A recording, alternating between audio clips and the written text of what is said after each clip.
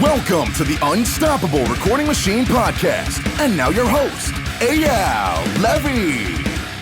Welcome to the URM Podcast. Thank you so much for being here. It's crazy to think that we're now on our 5th year, but it's true. And it's only because of you, the listeners. And if you'd like to see us stick around for another 5 years, there are a few simple things that you can do that would really, really help us out. And I would be endlessly appreciative. Number 1, share our episodes with your friends. If you get something out of these episodes, I'm sure they will too. So please share us with your friends. Number 2, post our episodes on your Facebook and Instagram and tag me and our guests too. My Instagram is at EYAL Audio. And let me just let you know that we love seeing ourselves tagged in these posts.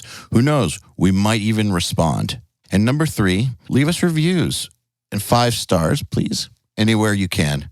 We especially love iTunes reviews. Once again, I want to thank you all for the years and years of loyalty. I just want you to know that we will never, ever charge you for this podcast, and I will always work as hard as possible to improve the episodes in every single way possible. All I ask in return is a share, post, and a tag. Now let's get on with it. Hello, everybody. Welcome to the URM Podcast. My guest today is Jake Pitts, who's a musician, songwriter, producer, and engineer, known for his notable performances with his band, Black Veil Brides. He's actually worked on Black Veil Brides albums since 2010, and even worked with producers like John Feldman and Bob Rock on some of the releases. I mean, he really knows what he's doing. And just in case you don't know or have been living under a rock since like 2009, Black Veil Brides has been nominated for and won countless awards from Revolver, Loudwire, Kerrang, and have toured all corners of the earth and have done super well for themselves. Jake and his wife, Ina, have created another project called Elonia, which Jake writes and produces as well. Really, I would call Jake a Renaissance man. Anyways, enough for the intro. I give you Jake Pitts. Well, Jake Pitts, welcome to the URM Podcast. Yeah, thanks for having me. How are you doing? How's lockdown treating you? I mean, I can't really complain, you know. I have in my house here, I have my own music studio. I've been doing Twitch. My wife and I, my wife's very creative. We do music together as well. So, the whole lockdown thing for me, I think the biggest weirdness for me was just like the small things, like going to a restaurant. One of my favorite things to do is I love going out for sushi, like to a good sushi restaurant and just enjoying like an awesome meal in the restaurant. And it's been, we haven't been able to do that since, I guess, like January. And, I was very busy with Black Veil. February and March, we were getting ready for tour and we went and played Mexico City. And the second we got back, it was right when everything started to happen. So it kind of, everything got shut down at that point. So just like the normalities in life, going to a movie, going to the restaurant, it's just everything's so weird now. Restaurants are starting to open in LA, but they're like closing off streets so the restaurants can put their tables out in the street. And so if you go to the restaurant, you're sitting outside, which isn't bad. That's kind of cool too. But, it's summer. It's hot as hell here. So yeah. Well, it's better than nothing, I guess. I know what you mean. And normally, I just stay home anyways when I'm not traveling because now the mix, we travel so much. Yeah. Actually travel more with that than I used to in the band. And so my normal life at home means going almost nowhere. Yep. But like, for instance, dating in this time period is fucking weird. Oh, I bet. Like, get to plan way in advance. Yeah. And I still don't even know what that entails in this day and age. Like, it's things like that are weird to me. Like, how is that even going to work? But on the other hand, I think that this is probably, for those of us who are able to work on our stuff and have not been totally fucked over by it and who have a setup and have something going, this is almost a gift of time that I think you're never going to get again in your life. It's a once in a lifetime thing. Yeah, I agree. I mean, I think a lot of people are a little bit lost. I guess, like you said, like for me, it's being at home. I'm always at home. And my studio's here. If I'm working on Black Veil stuff or songwriting or working on music with my wife or doing Twitch or whatever, it's all here. So Yep. I honestly feel like I've been you could say lockdown for literally like the last year straight pretty much, because last September, it was the first time I got to actually produce, record, and mix some Black Veil stuff. And we did this duology, 2 songs. We called it The Night. And we started that September 1st. And that just ran straight into doing like our 10-year anniversary re-record of our first record, Restitch These Wounds, which we put out, which I did that as well. And then right into, supposed to be going on tour. But I mean, in a sense, I'm going to rehearsals and stuff. But we went down to Mexico City, played the one show, came back, and then lockdown. And then it's just like, okay, well, what do we do in the meantime? We can't.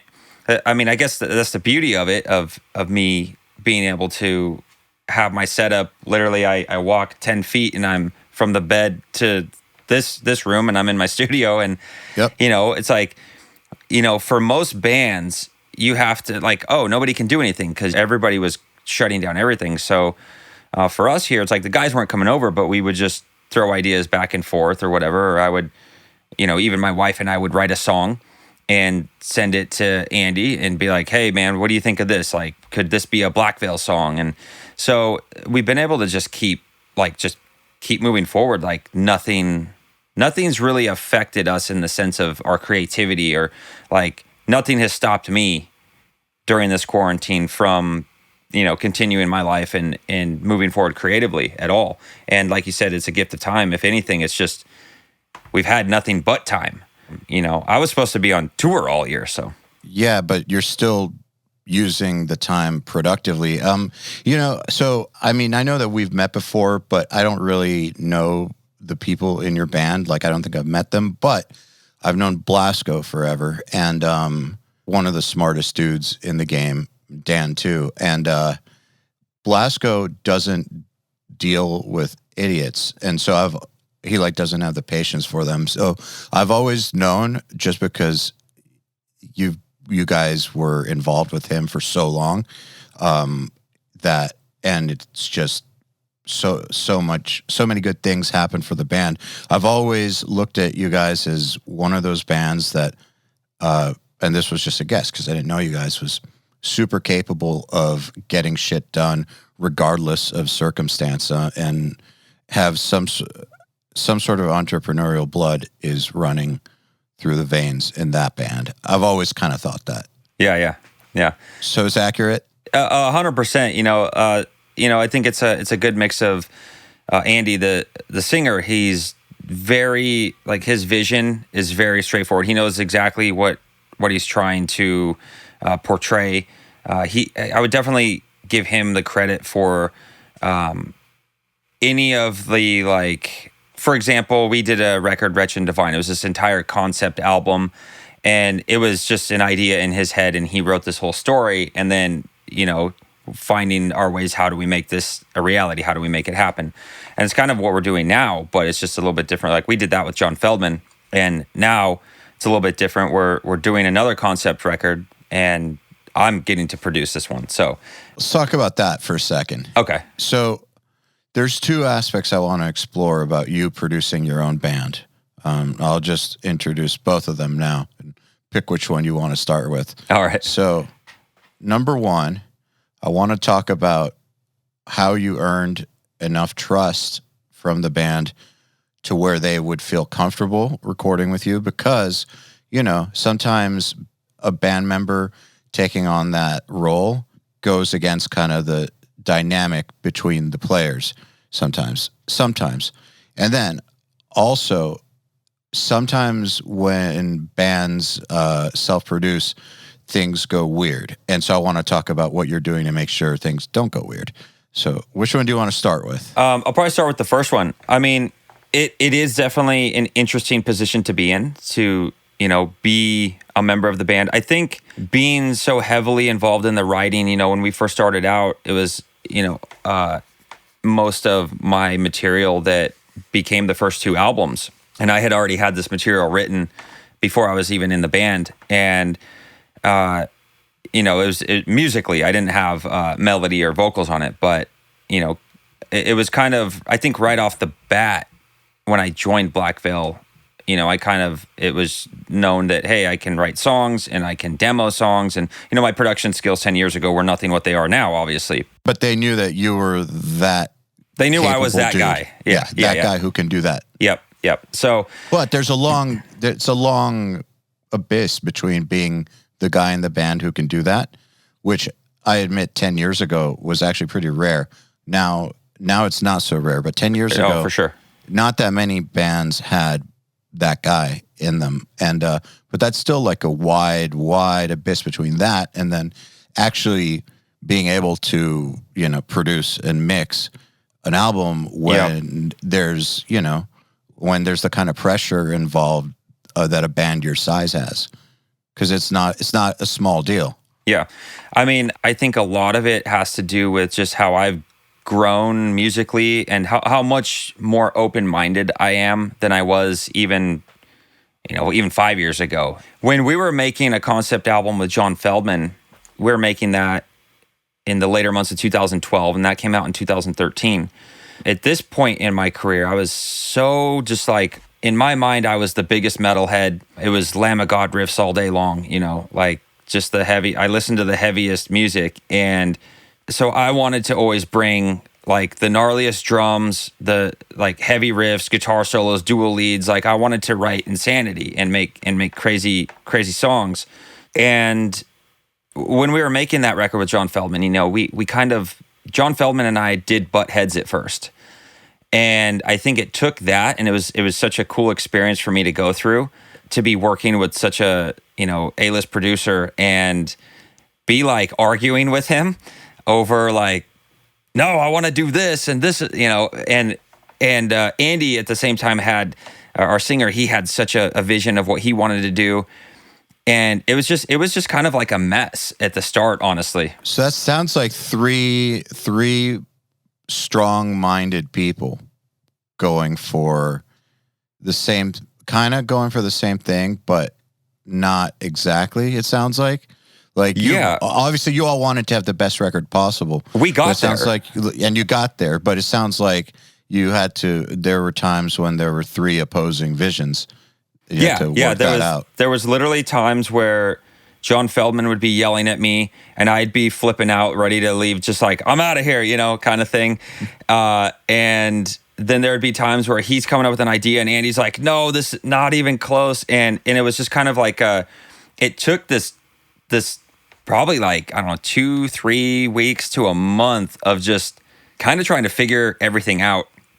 And then we got in the groove and it would be like, okay, well, I mean, there was all the way to the end of the record, there was songs being like written that were just like, nope, that's not even close to, I think like a huge part that why I felt this like conflict at the beginning was because I am, you know, I've always had the want to take on the role as the producer and the writer. And John Feldman's such a heavy songwriter producer. And I came in with all these songs like already demoed, musically ready to go. Like, let's put some vocals on them. And he wouldn't even want to hear them. He's like, let's go write 4 songs today. And I'm like, what about my song? So for me, as a member of the band, that was kind of like, yo, you don't even care about what I'm bringing to the table. Like, what is this? Eventually, those songs got there. They made the record. You know, we recorded them and they came out great. But it was, I understand now. It's a tough pill to swallow the first time. Yeah, for sure. So it was, for me, it was a huge learning experience. And at the time, I maybe didn't really understand it, but it was, when I look back at it now, that was probably one of the most, pivotal moments in, as far as me becoming somebody who can become a successful producer, was working with, you know, John Feldman's a pretty intense guy. That's what I've heard. But you know what? I don't think you can do what he does and not be an intense guy. It's 100%. Kind of like, yeah, it's part of the deal. Like, to have that kind of brain that's capable of that much so consistently, dude's going to be turned up to 11 all the time. Yeah, basically. It's mind blowing. That guy, like, I wish. I mean, I know he drinks an insane amount of coffee, or at least he used to. I don't know if he does anymore, but I mean, yeah, man, we would always talk about, I wish I could have the energy this guy does. Like, he's just constantly on 11. And yeah, I don't know how he juggles as many things as he has going on as he does. Insane songwriter, producer, very talented guy. I'm very happy. And he churns out talent. Like, people who work under him go on to do big things. Oh my gosh, yeah. Yeah. Look at Zach Cervini. Yeah. Yeah. Dude, there's a whole list of... Yeah. There's a few producers out there who have spawned... Eric Ron. Quite some people. Do you know Machine, who did, like, Lamb of God back in the day? Yeah, yeah. Will Putney came up under him. Okay. Josh Wilbur came up under him. Cervini actually worked with him, too. Oh, yeah. Yep. Before... Yeah. So that's another one of those dudes that just spawns greatness. But what about it was pivotal? Like, how did it change? Like, did you learn flexibility, or like, is it that you learned the potential of where things could go if you allow them to, or what was it? I think one of the biggest things for me was, I wouldn't say I'm so shy anymore, but like for a long time I was kind of like more of a quiet, shy guy, and maybe I was insecure. I never really knew where to start with like vocal melody or like anything like that. I wasn't good with that. I was just like, I'm the guitar player. And being a guitar player, you're writing melody constantly, obviously. But vocal melodies are so much more simple than like writing a guitar lead. They sound dumb on guitar. Exactly. It sounds really dumb. And I think where it started for me was hearing John Feldmann go in the vocal booth and like just start singing da da da da, just singing these da da da vocals that just sound hilarious, and just doing it like he's the most confident person on earth. And I was like, wow, like that's really inspiring to see. And that's one of the specific moments that made me go like, okay, that's how this guy does it. Like I just can do that. Go for it. Yeah, you just go for it. And he's just spitting out whatever comes off the top of his head. And in my private time, I started kind of trying to like do some of that. And that turned into me just becoming very comfortable with it. I don't care if the room's filled with people or recording a voice note, Beavis and Butthead style, like a riff, like dun da da da da. That's how we've started songs on records now. And it's just, I think, something for me, building confidence. And then, people can laugh at it or whatever, because it does sound funny, and it doesn't affect. Yeah, exactly. Who cares? Because then it turns into awesomeness. And so as far as like working with John Feldmann, I think that was a huge thing, just a learning experience for me of even from like the songwriting aspect. Working with different producers, I've picked up little things here and there, just like different styles of how they do things, and just kind of applied that to my own workflow, or tried things and maybe put my own spin on it. I swear I've turned so many producers onto a Kemper profiling amp, like when they first came out. I know John Feldmann, and he was like, what is this thing? And we profiled, back in 2012, we profiled all his amps. And we were working with Brandon Paddock at the time. And we were profiling everything one night, and he came walking in, and he's like, what is this thing? Like, what are you guys doing right now? We're like, oh, we're profiling all these amps and like capturing the profiles of them. So like your Diesel is set up right now, and we just profiled it and like check it out. And we were like A-Bing back and forth, and he's like, wait a minute. So you just basically stole all my amps? I was like, yeah, pretty much. And he's like, that's so awesome. And so then he ended up, he jumped on the train. I think he sold all his amps or something. I don't know. Maybe he still has some, but I remember him. He's like, oh, I'm getting rid of all these. And he just uses Kemper. Bob Rock, we did an album with, and we spent 3 days at Steakhouse Studios in North Hollywood. I like that place. Yeah, it's great. We tracked drums there a lot. So we tracked drums there, and we had 3 extra days. I'm good friends with Colin and Alex, who are over there. Yeah, awesome. We spent 3 days just nerding out on guitar tones, just getting every amp we could find and profiling them. So that was pretty cool. But I think the experience working with John Feldmann, for me, seeing like just a totally different take on songwriting, where, I would always start my whole career, as a musician, since I started playing guitar, I would write songs starting with guitar and starting with the riff, and then building a song out, and then programming drums to it, and just building it as I go. Thinking like a guitar player. Exactly. And would you sit down like write the riff on the guitar itself? Like that's how you wrote? Yeah. Like, physically? I would just noodle around until I started coming up with something cool and then see where I could take it. Yep. That's how I'd write too. Yep. And John Feldman really kind of opened the door for me to see that, there's another way to do it. You can put down a 4-chord piano progression and start with a vocal melody. And some songs would start purely just like some kind of piano riff, some programming, and then he would put a vocal down to it, put some drums down, and there would literally not be any guitar or bass, and it would start to structure out this whole song. And I'm like, whoa, like this doesn't sound like a rock song at all. I'm like, what is this? And then, we end up putting down guitars, start writing some leads over it, make a heavy riff, and then it's like, oh, okay. And I was like, this is interesting. It's like working backwards.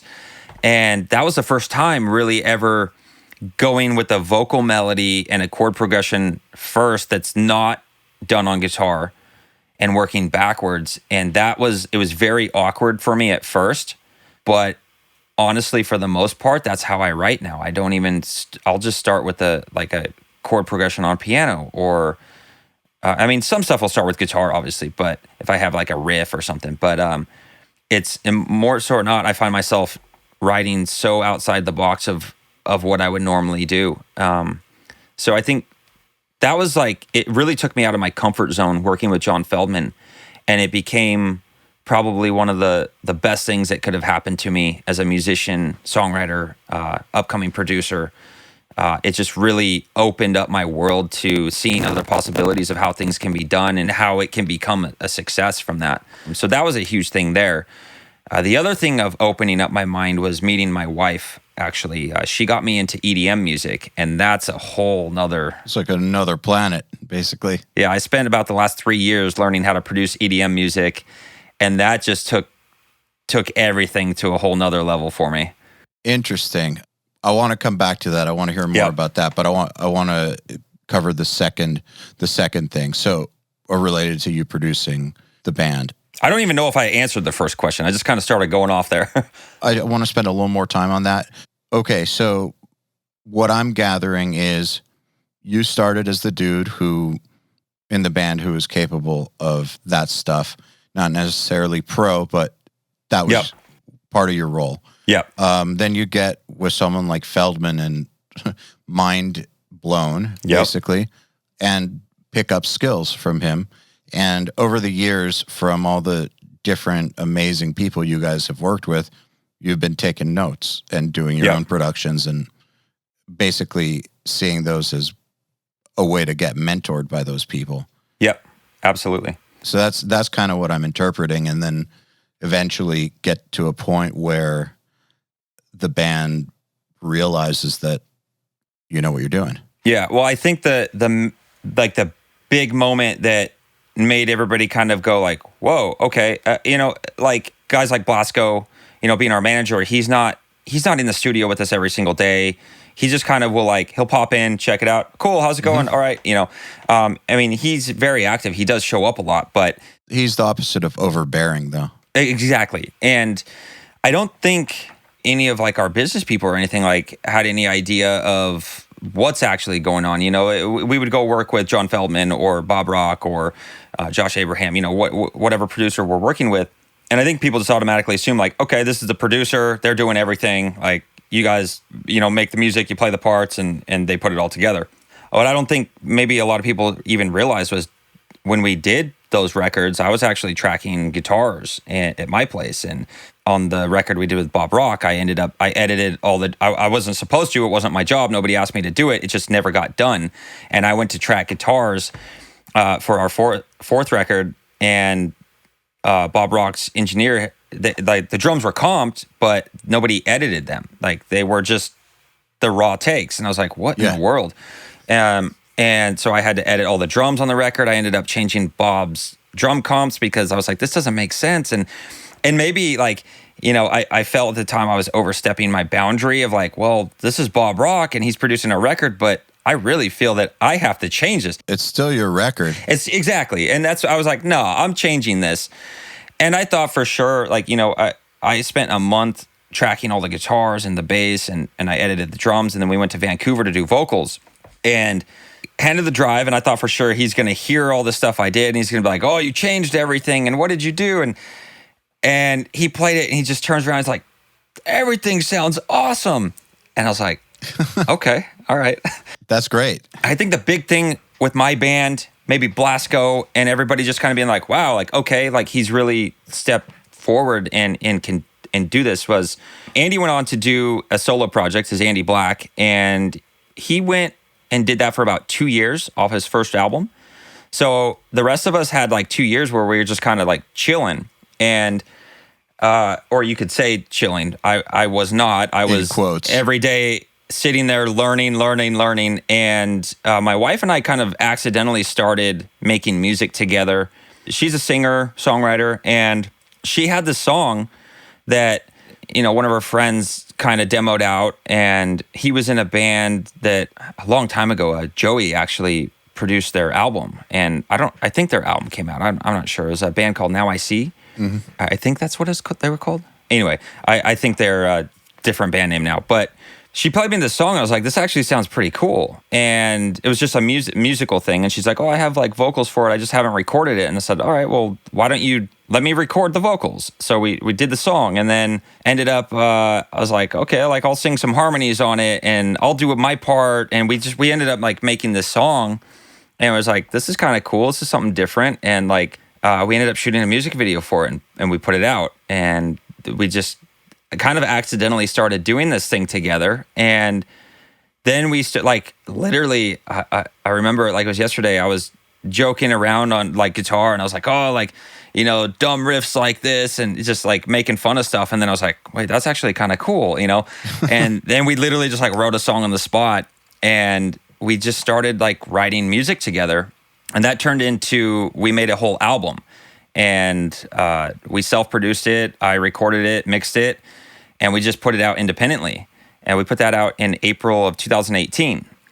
So that was right. I remember. Yeah, that was right as Andy was putting out his second solo album that he was obligated to finish because he had a 2-album deal, and he was he had to put a record out. So we put it out. It was an interesting thing for us because my wife and I were making like this heavy, almost like metalcore melodic music. It was a little bit different from Black Veil, obviously. Like obviously it's my riffs and stuff, but I wasn't shredding all over everything. There's not like, there's some leads and stuff here and there, but it's not like these crazy dual lead guitar harmony solos and stuff. It was a little bit more pulled back. But that's because we were focusing more on the songwriting. Again, like a lot of these songs would start with my wife would have a vocal melody, and I'd sit here on an acoustic guitar just playing, finding the chord progression, and then, or put down a piano progression, and then we'd just start building the song out.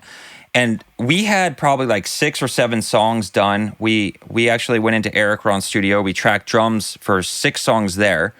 And then, we kept bouncing back and forth. Like, do we just put out singles? Should we put out an EP? Maybe let's do a full album. And then at the same time, I started getting into EDM music. And it honestly started, I think I got so burnt out with all the metal stuff. It'll do that to you. Yeah, that I found myself listening to artists like Martin Garrix and, even Marshmello and like these EDM artists that are very like, almost, like pop EDM, that have these pop singers like Dua Lipa singing on it and stuff, and BB Rexha. And listening to these songs gave me a whole nother perspective of songwriting, and just even from the start of how simple things can be, but how great they can be. And I really started like analyzing vocal melodies from these pop songs and the EDM structure, and learning all about like, I was blown away when I first started learning about EDM. Was I couldn't understand how it's a guy, his name's Martin Garrix, but there's a woman singing on it. I was like, whose song is it? Like, what is this? It's a DJ, and he made this song, but there's this Dua Lipa pop artist is singing on it. Like, I didn't really fully understand the whole like collaborative world that's like hip hop and EDM and pop and all that stuff. So that opened up a whole nother world for me. And then I bought Ableton, and I started diving in, and I started watching I don't know how many hours of serum tutorials and just, it took me, I started in my EDM world of like pop EDM, and that took me into like the metal dubstep. Like I went all the full circle all into like the hard genres of hard trap and like the, metal dubstep stuff, and just really learning about all these different artists and seeing the cool things they're doing, and even into producing some dubstep stuff. And I remember back in like 2011, like hearing Skrillex, and I'm like, oh man, like, how hard is it to press buttons on a computer and make this music? And it's like, wow, it's actually it's one of the really most fucking hard. It's so fucking hard. The sound design is insane, and I can't sit here right now and say like, oh, I'm great at it, but I mean, I've definitely tried, and I've made songs, and we even put out an EDM track, my wife and I. But it's nuts, man. It's very, very difficult to be good at it. Anybody can make it, but to be good at it is a whole nother thing. So that, in turn, with finishing this Alonia album with my wife, it was in the middle of that, I was discovering all this EDM stuff. So we started making these EDM demos and like writing these other songs. I mean, we have like, I don't know, probably 20 songs that we never finished. And we have some really great ideas that we should go back and revisit. I think anybody who records, especially like, I know EDM producers for sure, you start an idea and you're like, oh, this is great. And then, you start another idea and you end up with this just huge list of songs that you never finish. Or you got to go back and revisit them and try to finish them. But we started incorporating some of this electronic stuff into like the hard rock metal stuff. And we ended up finishing the album. We put that out. And I think that was a moment that, okay, here's a full album we put out. I wouldn't consider myself at all like a mastering engineer, but I mastered it myself. We didn't have anybody do it. There was nobody outside was involved in it, other than we had 2 different drummers play on the album. One guy from Russia and one guy who's originally from Hungary, but moved out to LA. We had these 2 different guys track drums, and that was it. That's the only outside involvement that we had in it. But I wrote all the drum parts. It was just, I programmed everything. Sounds like it was the culmination of all your years of knowing how to do heavy music, then learning how to write songs the real way, and then learning how to sound design and do the electronic stuff, all coming together. Yep. It's kind of all of those pieces gelled together. And then I think them hearing that production, I guess it was just kind of like, oh, like they did this all themselves. Like, okay, he can do it. So he figured it out. I think the biggest thing, honestly, like I know everybody knew I could, track guitars. I don't know if they knew I can mix drums or anything like that or whatnot. But I think the biggest thing was vocal production, which my vocal production just keeps getting better and better. Like my wife and I have a new song that we're working on, and I think it's the best her vocals have ever sounded. It's just, I don't know. I keep like the thing for me is I think it's for every producer. When you find a way that works and sounds good, you don't just go, cool, I'm going to do this for the rest of my life this way. It's literally the next song I record, I'm like, well, what if I try this plugin, or maybe I should try this. Let me try and I'm constantly trying different things. And because of that, of course it takes more time because you're experimenting, but that's how you grow and get better. And I think I've outdone myself on this track that's not out yet, but the vocals sound amazing. And I think that was the biggest thing for my singer Andy in Black Veil, was he was so comfortable with John Feldman because John Feldman pays the most attention to vocals. That's the most important thing to him, which, undeniably, that is the most important part of a song. So I think Andy hearing that I can do good vocal production, he's like, honestly, I don't know. I was never told why they decided to see if I could do it. I think is also a situation of where the band was in. The band had to make some changes, which kind of financially ruined the band, and we didn't really have any other options. So we are kind of in a position at the same time of, well, I don't know, maybe it was like a trial run. Like, let's do this duology and see how it comes out. And I did it, and everybody loved it. And We shot music videos for both of them. They're just kind of like low budget. We did them ourselves, just performance, like raw videos. And the other one's kind of the songs of the Vengeance and Saints of the Blood. And they're just kind of like raw videos, but it was a little bit more of a throwback to the old Black Veil stuff. It's just like more shreddy than anything we've ever done. Just very, very technical songs. The cool thing was The Vengeance was the first song that we did, and it was an idea that we had. We even tried to do this song with John Feldman when we did Wretched and Divine. We tried to do this song, and vocal melodies were put down, and they weren't clicking. And to come back and kind of revisit the song, last year, I ended up taking everything that I've learned and done, and I sat here. My wife was actually in Ukraine at the time. So for this song, I sat here and just did my da-da-da vocals. I hummed out a bunch of vocal melodies and recorded it. And I sent it to the guys, and they're like, this sounds great. So I wrote the vocal melodies on that one, doing the John Feldman da-da-da. And that was like the first time doing it with Black Veil, that they could see like, oh, you can write melody and do all this. So I really it came full circle, and I put all those elements together. And it took like 10 years. Yeah, 10 years. And then the next song, Saints of the Blood, was another song that's like revisiting some way old school riffs I had from this.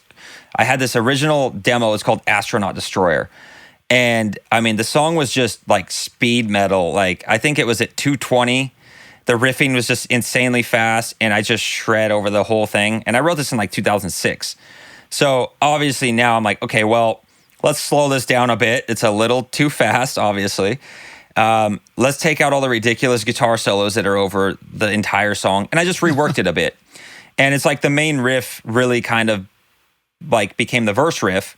And so I had tried to put down some melodies for this one, and I had some parts that I thought like, okay, these are kind of good. And my wife FaceTimed me 4 hours before the guys came over here. So she was visiting her family in Ukraine, and I think I was up at like 9 a.m. and I was like, they're coming at like 1. We gotta like. I sent her the demo, and I was like, do you have any vocal melodies? And she's like, let me think for a second. And like a half an hour later, she FaceTimes me, and she's like, okay, I sent you some voice notes, and I popped them in the session. And then we just kind of like for 4 hours, we just went back and forth. And she had a verse, I had a verse, and I recorded them both. And then we kind of combined our ideas for what the chorus became. And when the guys came, I played it for Andy. I was like, what? Like, there's 2 verse options. Here's a chorus. And he picked the verse that was her melody, and he liked her melody more than the one I came up with. And I agree, it was better. And that's what we used. And so it was really kind of cool to take everything that like how the writing duo that my wife and I have become, and be able to use it beyond just the 2 of us making music. We've done some crazy stuff, up to today, especially even with the EDM thing. It's turned into this weird relationship with Papa Roach and doing remixes for them, and just kind of like crazy where things can take you. But she's helped. That was the first song that she helped as a co-writer with Black Veil, and then we've written some more songs that'll end up going on the new record that she's been a part of. And it's just really cool to have that dynamic in my relationship, to be able to be creative like that. Sounds like a rare thing. Yeah, it is a rare thing. I know there's some people that have it, but not very many. No, it's a rare thing. So one thing that is interesting in what you're saying is, I think that a common issue that creative people have when they're starting to learn is they get overwhelmed by too much stuff. Like, I need to learn how to play well, and then I need to learn how to record. I also need to know how to mix, but I should also know how to like write songs, and I should also know theory, and then I should know sound design and all these things. And it kind of overwhelms people because they don't know where to begin. Or they kind of like just dabble a little bit in each one and don't really get good at any of them. I think that the way that you went about it is the way it's done as well, is look at it like a long-term thing. Don't think about, I'm going to be able to do all these things within 6 months. It's more like, get good at one thing. Like, if you're a metal guitar player, become an awesome metal guitar player. And once you're at a comfortable, always get better, but once you're, let's just say, proficient at what's needed for the job, then start exploring something else that's outside your comfort zone and get really, really good at that. Like learning how to start songs with a piano and a vocal. Then, meld the two together. And once you got that and you're comfortable with it, I mean, again, always being able to improve it, but at least you're proficient in it, then can start looking at something else to start learning how to do. But I really, really like the idea of one area of focus at a time for the most part, rather than spreading yourself thin and doing a bunch of things shitty. Oh, 100%. Yeah, I mean, for me specifically, I started playing guitar when I was 13 years old, and I'm about to be 35 this month. So for me, it was very much just, we didn't have, social media, YouTube, any of that when I was 13 years old. It was just, I had an amp, a cheap guitar, and I could go to the record store and buy albums and listen to them and try to learn them by ear. That's kind of how my guitar playing came about. And I would just listen to anything from Korn, Green Day, Blink-182 to Metallica and Megadeth, and just learning anything I could. I started out I literally started out playing Green Day songs because that's something, if you're just starting out playing guitar, that's what you should be learning because it's easy. Yeah, that's a good starting point. And that turned into going into learning Metallica riffs and learning the entire Black Album. And then that turned into discovering bands like Unearth and Killswitch Engage, and learn I think one thing that I gotta give credit to the Unearth guitar players, those dudes rip. And I got the Oncoming Storm. I bought that album. I think it was in it must have been 2004. I think I had that album, and I learned the entire thing, and that is what taught me how to be proficient in alternate picking, the metal alternate picking, those style of riffs that. Learning that album just made me instantly a better guitar player. Obviously it wasn't instant because I had to learn it, but once I learned it, I was wow, I just became such a better guitar player with riffing and rhythm and all of that stuff. So that was a huge moment guitar wise. But I hadn't even messed with recording yet to this point. I didn't buy Pro Tools until 2005, which, that's a long time ago now, but... Yeah, but dude, I think that's such a smart way to go about it. I really, really do. I know a lot of incredible guitar players who now they're able to Twitch and stream and record and all that. But I remember 10 years ago or 15 years ago, these dudes... And they're not the guy in the band who's going to record the album or whatever. They never took it to that level. But they always said to me, and I know a few dudes who said this, and they're incredible guitar players in the scene. I'm not going to learn that yet because I need to be awesome at guitar. And so if I start learning how to do that, I'm not going to be able to put the time into guitar that I would need to be as good as I want to be. And so they purposefully put that off. And so I think that what people don't understand is that it's okay to go either direction. But if you decide to go the direction of being able to do lots of different things, you just simply won't have the time to put 12 hours a day into guitar forever. You just won't. There's a point where you just won't be able to keep on doing that thing. And so if your goal is to be the greatest virtuoso on earth in the scene, it might be tough to do that and record and songwrite and sound design and mix. You know what I'm saying? Yeah. No, 100%. Might be tough to do all that. So I think it's really smart that you waited as long as you waited to get going with the other stuff. Yeah. And even when I did finally jump into Pro Tools, so I had... At the time, I was living in Hawaii, and I had been in bands and stuff. I lived in Minnesota and Idaho, and I was in these bands, and I had even come out to California in 2004 and been promised the world with the band that I was in, and then that turned into well, here's a deal, and you owe us $75,000. So it was that was my first real experience into the music industry, and it we didn't sign it. We didn't do that. And that turned into like the band I was in, the singer went and joined the military. I don't know what the other guys ended up doing. They went back to Minnesota, and I was like, well, I'm not done yet, but I don't know what to do right now. And my dad at the time had just moved out to Hawaii and started doing like construction work out there on the island of Kauai. And so I went back to Minnesota for a couple weeks and with my mom, and then I called him up and I was like, hey, is there any chance I could come hang out in Hawaii for like a few months and like maybe work out there, doing whatever? And he's like, let me see. He literally called me back the next day. He's like, I got you a job with my boss, and you're just going to be basically sweeping up sawdust and picking up scrap wood. And I was like, all right. And I had never been to Hawaii, and I just bought a plane ticket, packed my suitcase, took my guitar, and I flew there. And I was there for about 9 months.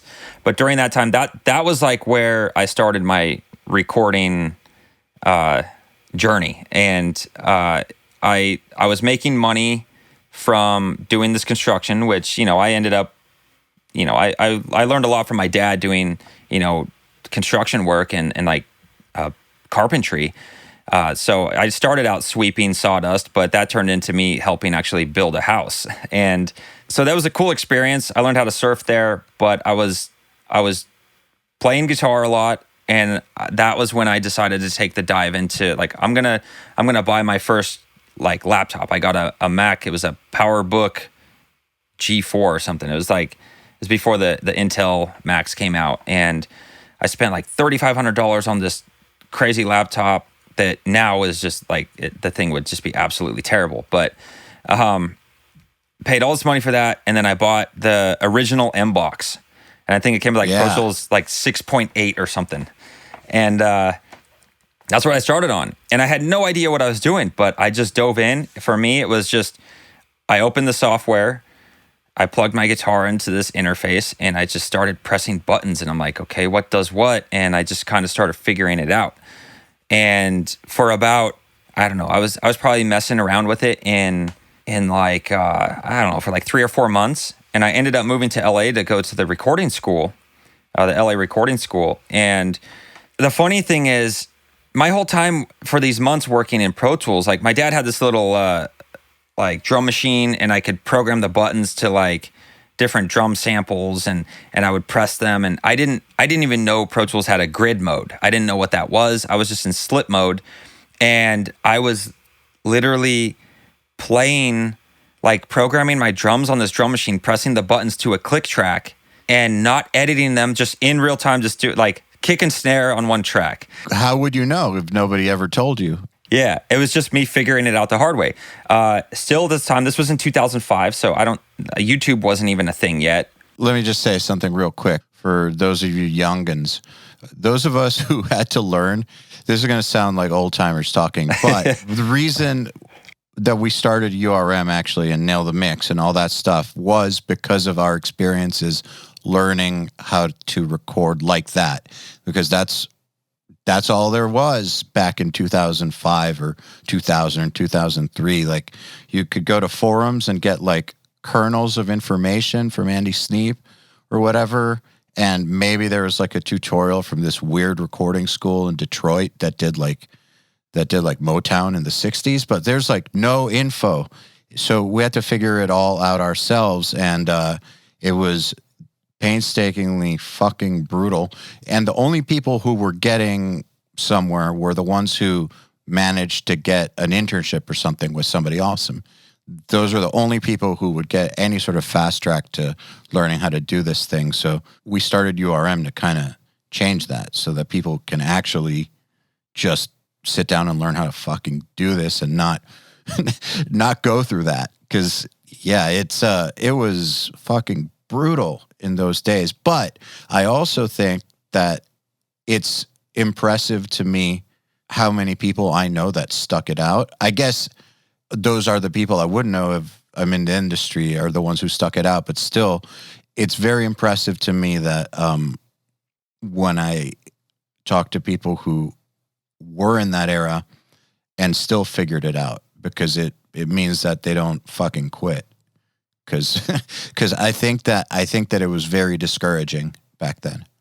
Yeah, I mean, for me, it was more so because I had gotten my guitar playing to a specific level, and I was writing riffs. It was something for me that I was like, I need a place to put my ideas down, Yep. and I need to, like, I can't write a whole song if I can't record it. Like, I can come up with riffs and play a chorus progression and stuff and imagine the song, but how's it going to become anything if I can't record it?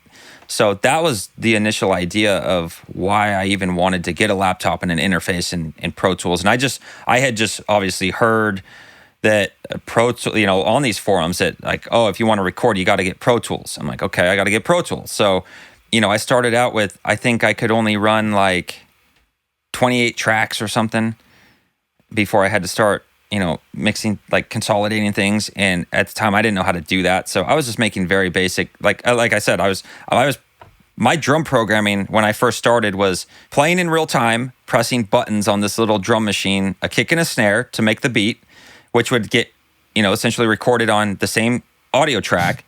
And you can't mix a snare and a kick on the same track. Like that, they're different things, but that's what I was doing. That's what I had to work with. So I had my kick and snare on the same track.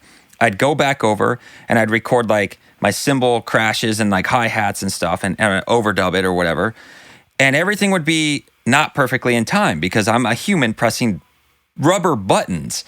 And sometimes they don't like hit instantly, it's not like a MIDI keyboard that's like more accurate. So it was weird. But I made it work, and then I would track guitars and, I just started experimenting and figuring it out. And, the very first demos I did on that, man, I'm sure I have them. I think I have them on a hard drive somewhere. It'd be really funny to go back and listen to them. But that turned into, I started learning Pro Tools. I knew my way around it. I didn't know how.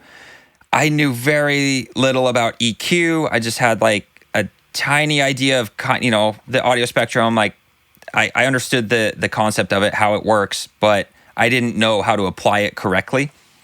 And I didn't know anything about compression.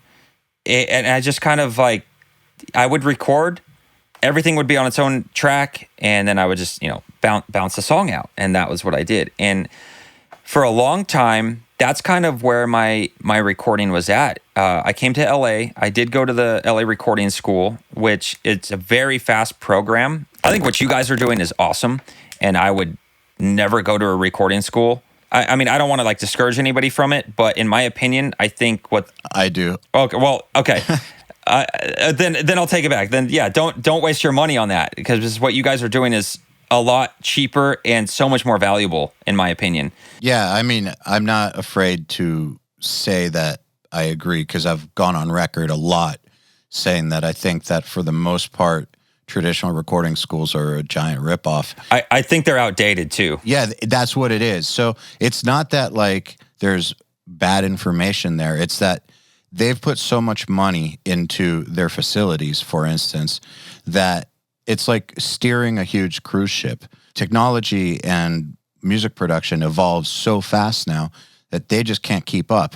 So they're not generally teaching you what really, really matters. Like they'll still teach you good stuff, but they won't teach you what really matters now, cutting edge from exactly. I remember, I think I had like a whole month of one class that was learning about how to record on the old tape machines. And I'm like, I've used that never, because nobody does that anymore. It's like nobody did that when I was at the school in 2006. And that was a long time ago, And there's nothing wrong with learning how to do that if you don't know how to do that. If you want to learn how to do that. Sure. And it's like if you're one of those dudes who like really wants to know how to use tape because you love that shit, or you're going to want to go work at the one studio in town that still has the tape machine, rocking it, yeah. That's your thing, cool. But to devote an entire month that you're paying for, like making everybody learn that's just dated.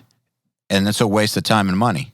Yeah, I think the thing that upset me the most going to that school was I really felt like it was like a 9-month program, and I felt like the first 5 months of it was stuff I already knew. Like literally the first, like I'm already a guitar player. I know what delay and reverb are and these effects, and I know the parameters of them. And literally like the first 2 months was just taking like lecture classes of learning the different parameters of different effects and all this stuff. And I'm like, what in the world? Like, I'm paying a lot of money for this. I already know this stuff. Man, I went on a tour once of one of the big recording schools. I won't say which one, but it was near where I used to live. So anyone who knows where I used to live will know.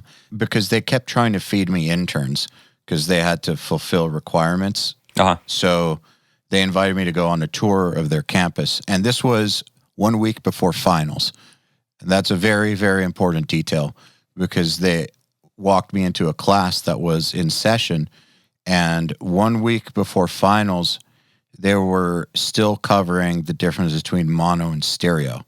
So that means that they'd been there for months and months and months and months and months and months, and we're just getting to mono and stereo. What? Yeah, that's crazy. And they're paying how many tens of thousands of dollars? That shit was crazy. I was actually kind of shocked by it. I shouldn't be, but I was. Yeah. I mean, it's pretty mind-blowing. It's just kind of wrong. Yeah. Yeah. Like for me, I think it was like 4 or 5 months in, we got into the Pro Tools classes. And I was like, that's what I was waiting for. It's like, I want to learn more about Pro Tools. And we got in there. And then again, it was just like, okay, we're going to teach you how to start a session. And by the time, like, I remember my first Pro Tools class, it was like the instructor was teaching everybody how to set up a new session and create some audio tracks and a MIDI track. And by the time they were doing that, I had already a session started. I imported all these files. I was chopping things up and like making beats and like, you know, and the instructor comes over and he's like, you've obviously done this before. I was like, oh yeah, I've been trying to figure out Pro Tools for a few months now. And I literally didn't learn anything from the class because I had already figured it out on my own. And like the craziest thing, I think for me was, I think still up to this point, I don't think like programming drums for me, I still didn't understand that yet. Like, now if I'm going to program drums, it's all MIDI, right? But at the time, like I got done with this recording school. And the crazy thing for me was, I was excited to get onto the Neve consoles and the SSL consoles. And that's the last 2 months of the program. And it's like, and then it's everybody books, like to get any time in there, you have to, book like after hours stuff. Mm-hmm. And by the time you get there, 10 p.m. to 7 a.m. kind of shit. Yep. By the time you get to these classes, you can't book those rooms until you get to the class, which is in like the 8-9 months of the school or whatever. And once you get there, they're constantly already booked out. And so I think I had one time that I got to get into the Neve room and like mess around and hook up an amp and like record it and track it. And I bet that sounded great. It was fun. Like that was my first time like getting to really track on a Neve, and I was just like blown away by it. It was just like a little Marshall combo amp and a 57, and I was like, really? Like it sounds that good? Like it actually sounded pretty damn awesome. Sure does. So that was pretty cool to get to mess around on those consoles for a bit, but it was like learning those, like, man, it's like going into Steakhouse to track drums. Like I don't go in there and get the console set up and running. It's, it's whoever's there helping get it set up. It's like, all right, it's just, this is how I want to run things. I couldn't go in and start up an SSL 4000 on my own. That's not my world, Which is fine. I can record off of it once it's like going, but I'm kind of for the most part in the box. Like, I mean, I have some outboard gear here. I do have, like in my studio, I mixed through a rack mounted SSL G-Bus compressor, the hardware. So I do love that. And for the most part though, I pretty much turned everything to almost in the box except for that, really. And but yeah, the school, it's like, I got to the end of it and I really like don't know what I took from that school. I mean, it was interesting. I think it doesn't hurt to learn that stuff. But the funny thing was when so the first band in LA that I joined, Logan Mader was producing. It was kind of like on spec producing. Him and his like writing partner at the time. Logan Mader was the first like real producer I met in LA and started working with. What a nice human being too. He's amazing. I love that guy. And I learned the simplest thing from him just watching him operate Pro Tools, which was programming drums to the grid with audio samples. And I was just like, what? That's you could do that? And it just blew my mind. And I went home, I opened up Pro Tools, and I was like, oh, that's what that grid mode means. Like, I was clueless up to this point. Well, all it took was one thing, though. Yeah, it took that one thing. And then that's where, like, I started being able to actually demo songs. I would then go on these forums and find, like, kick samples and snare samples. And so you're pointing out right here why I hate audio schools. And it's because those types of skills, like what you just picked up from Logan, well, not just picked up, but what you picked up from Logan, that one little thing, that's a super hireable kind of skill. That's the stuff that you should know how to do in the modern age. So I wish that audio schools focused on that. Like they focused on teaching you how to edit drums, how to edit vocals, how to operate your DAW super fast. Those types of things are what should be the main focus, not like learning a console. That should be an elective, in my opinion, just because the majority of audio careers now will never involve a console.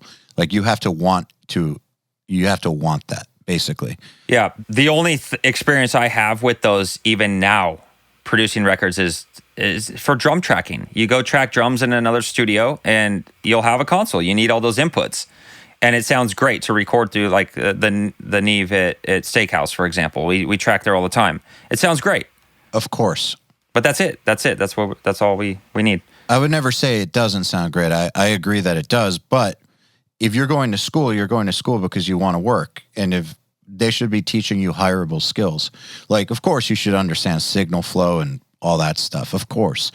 But what I've noticed is that kids don't come out of those schools with hireable skills.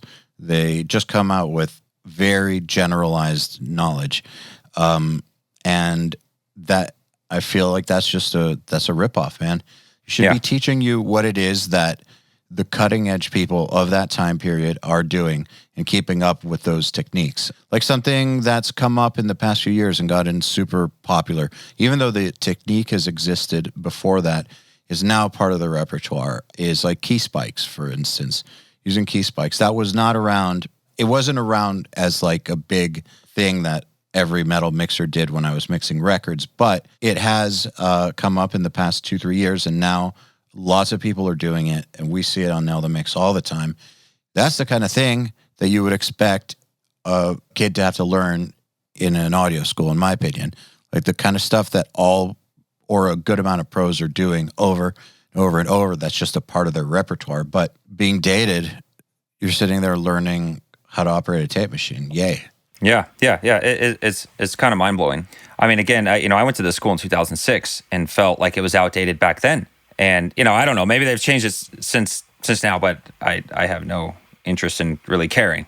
But I think for me, the most valuable thing was having, the pleasure to work with these different producers, and even that's who you really learned from, was the people you did it with in real life. Yeah, being in the band, working with the producer and paying attention and just wondering what microphone are they using? Oh, how's the guitar cab mic'd up? What preamp are they using? I was that guy that was looking at all the gear and going, okay, and making notes, and then seeing how it's operated, how it's, everything's, that's really how I learned, is just like seeing actual setups and being used in the real world.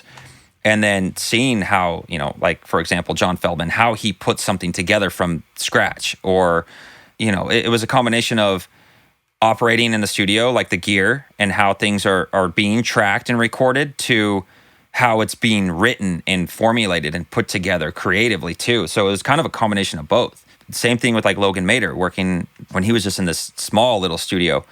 And I would do the same thing. I would he would do some crazy guitar mic. Mm-hmm. He would have a guitar cab with 4 mics on one cab. And I was like, this is insane. But his tones were amazing. Like, it sounded great. And I actually got my first real amp from him. I bought his Bogner Uberschall off of him. That's a good one. Yeah. And I of course don't have it anymore, unfortunately. But I guess not unfortunately. I don't use that stuff anymore. At one point I had like 14 different amps and I sold them all. Yeah, And I don't blame you. Same. I was like, I started collecting them. I had so many, and I was like, I don't have any room to put these anywhere. And like, I don't find myself using them because I went through the phase of like, as a guitar player, if you're a guitar player and producer, you're going to go through this phase of constantly tweaking your tone and can you outdo it? Can you make it better? What if I use this amp? What if I use that one? And I would spend just a ridiculous amount of time just tweaking a guitar tone. When I got rid of all my amps, I stopped experimenting. I'll use either Kemper Axe Effects, or mostly what I'm using now are just like VST plugins. The plugins have gotten so good now and they sound so great that I pretty much just go with that. And that saves me so much time, where you don't have to sit there and tweak a tone for hours on end and try to, capture the guitar cabinet correctly. Somebody's already done all the hard part for you.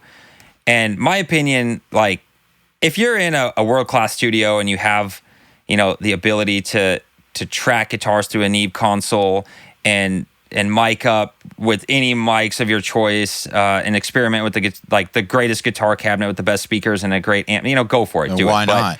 Why not? But most people don't have that. Or so, if that's your thing. Yeah. I mean, there's nothing wrong with that. It does sound great. But for me, I think the most important thing is, it's time. And if I'm able to just, I can play through my Axe Effects, I can track my DI in, and I can then just change it at just like that, like the flip of a switch, and have my presets or whatever. It's like, yeah, you're all about efficiency, workflow, time management. Yep. I have a pretty good idea of how to easily get some killer guitar tone and with plugins and, a guitar bus chain that I use. And it's just kind of like in that sense of where I say like, oh, I don't do everything the same thing twice or whatever. I do have my presets, my templates, where I just pull it up and I can hit record on my MIDI drums and I can tap the keys out or draw the notes in real quick. And my guitars are already set up. And I think that's a huge time saver as well. If I think it's something beginners definitely overlook, is creating like a good session template where you can just start instantly and be creative. You're not, let me create 800 tracks and now I got to import all my plugins. It's like, you open it, it's got everything and you're ready to go. It's so key to have that.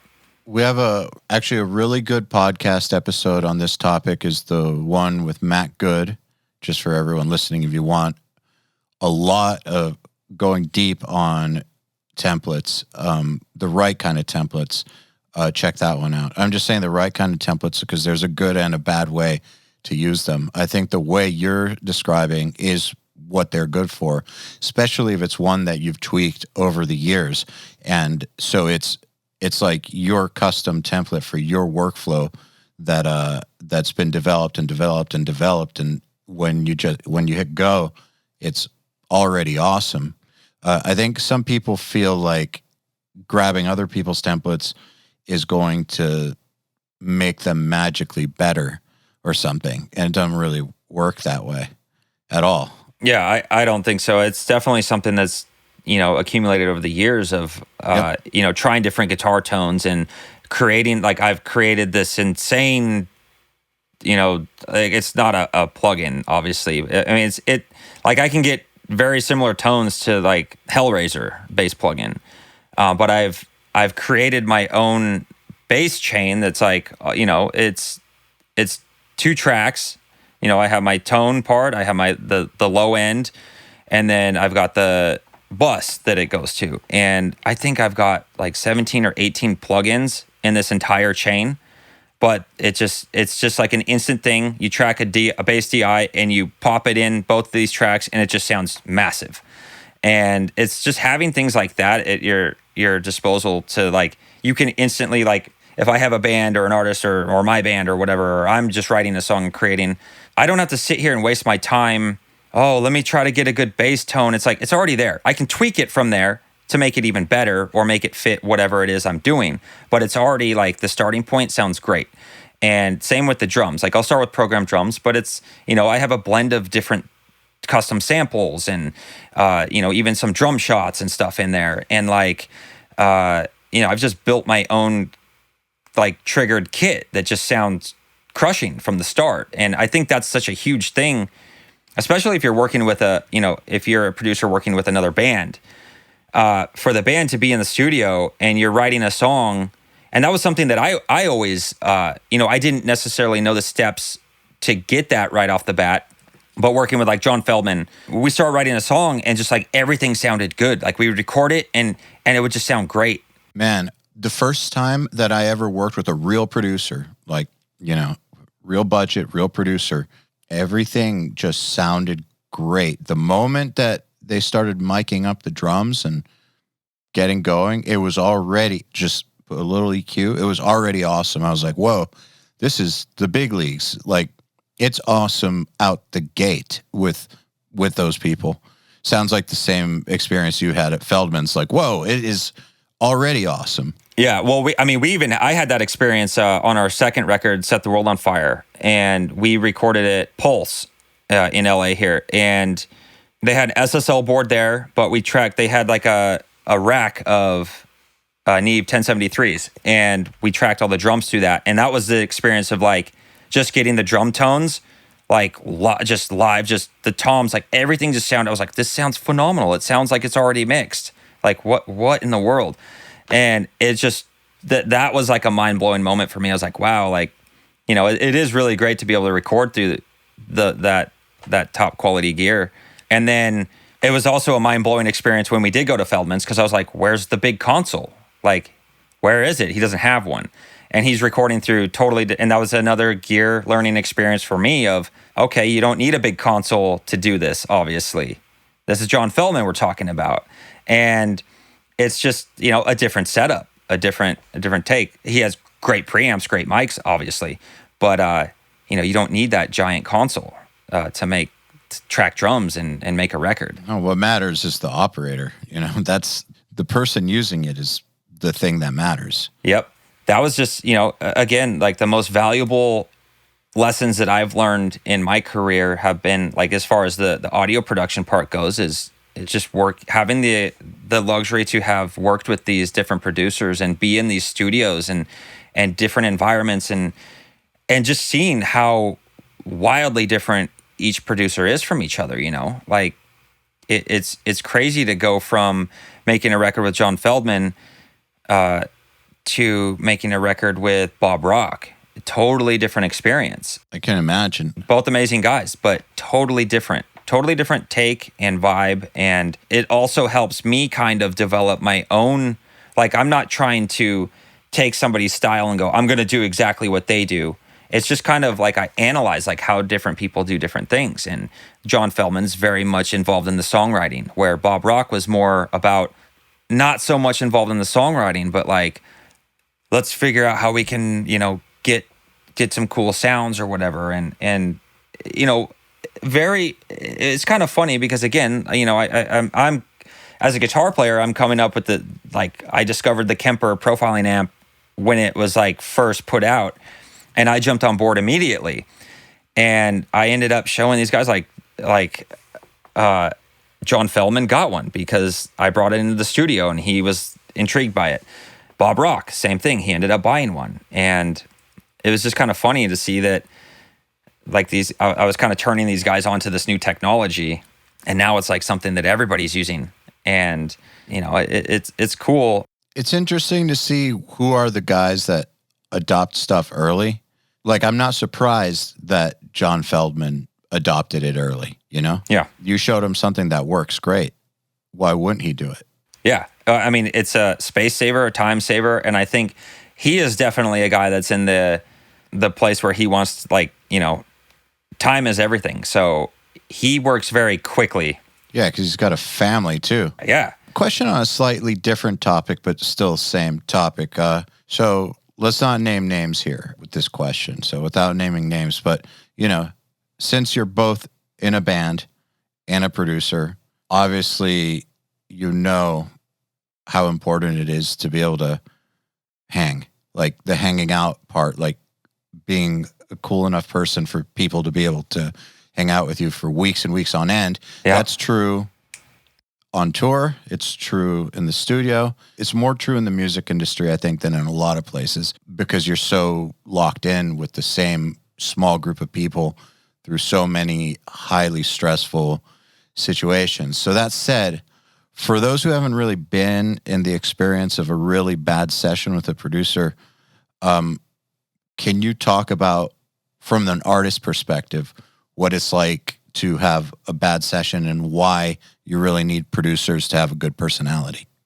Like, why is it so important? It's just because we tell people all the time that your social skills are just as important as your technical skills, but we rarely get to hear from like the artist perspective why that's so true. I mean, for me personally, I've had those experiences on both sides of things. We've worked with producers that have been just like, every day has been absolutely amazing and it's been a blast. And then, having some like, say, songwriting sessions that are just totally bizarre, uncomfortable, awkward, and you're just like, you can't wait to leave. So this is the importance of why it's important to hang, because if you're making the artist feel uncomfortable, and you might not even know, you might just, it might just be, you have no idea, but I think it's important to know. Like, you might not know that you're making them uncomfortable? Yeah, but I don't know. I mean, I think it's really important that you should know. Yeah. Because if you are doing that, the artist doesn't want to be there. They're not going to hire you. They're not going to say anything good about you. You make them feel uncomfortable. They're not going to be creative. They're not going to feel like, you have to feel comfortable to be creative, in my opinion. Like, you could be in some circumstances, I guess, being kind of in like for example, I've been in uncomfortable situations that then became a learning lesson, etc. But to be in like a creative songwriting session, for example, and the person you're doing this co-write with is just like not on the same page, doesn't know anything about you, doesn't have a studio to record in, and you're just like sitting in a living room and just having some conversations, and then like just making the most like, how is this a songwriting session? It's just the weirdest thing ever. And like, all you're thinking about is, I can't wait to get out of here and leave and go home. I never want to come here again. I've had weird experiences like that. So I think it's very important, like from the producer aspect of when an artist comes, you got to like shoot the shit for a little bit and like get to know them, like what they're about, like what their goals are, like hear some stories, like listen to their music, and make them feel like they matter and that you care, and you're not just like, all right, I'm gonna do it. Yeah, exactly. That's the whole point. It's like it's very important, and I think just having the ability to just kind of hang and bro down or whatever, and be able to communicate, talk, have fun, joke, and also get work done and create a great, whether it's a co-writing session, you're writing a song, make a great song, or if you're making an album or a single or whatever, you're producing a track, or if you're just engineering something, like, I think at all aspects, it's just, I mean, again, it just comes down to really like basic human people skills. You just be a good person, be kind, be nice, but brush your teeth. Yes. Shower, brush your teeth. Don't show up stinky. That's I'm saying that for a reason. Me too. Yeah. That's a real thing. The thing is, though, even if you're a good hang, that doesn't mean there's never going to be uncomfortable situations, which is why it makes it that much more important for you to have good rapport with each other, trust each other, trust that everybody's got the same goals in mind, because when you're working on a project that has like a lot of strong-minded people, kind of like you, Andy, and Feldman, if there's not that bond already there, those types of clashes could fuck everything up. But if you do have that bond, everybody's got the best interest of the project at heart. They just have different opinions on how to go about something. Yeah. That's different. That's not the same thing as someone is making you feel uncomfortable because they don't get you and they don't even want to be there and they're just fucking off-putting. You know what I'm saying? It's a totally different thing. Oh, 100%. Yeah, absolutely. Because there is going to be conflict. There is going to be conflict in a session. Oh, There's for no sure. way around it. Yeah. Yeah, especially if you when you have multiple people who are writing. And, you know, I don't know for every band, but I think in most bands there's usually like either the guy or a couple guys that kind of do the majority of the writing and kind of have the ideas and put them together. So when you are that, of course you're going to have, for me, those conflicts were early on because I was closed-minded. And now I think, you know, going back to that, like, is it a weird thing to produce your own band? It's like, I think now for me, it's not difficult to do because I am so open-minded. I've gone down the path of EDM production and making EDM music to full-on heavy metal stuff, like, you know, extreme metal, and working with different bands. I've had different experiences, both good and bad.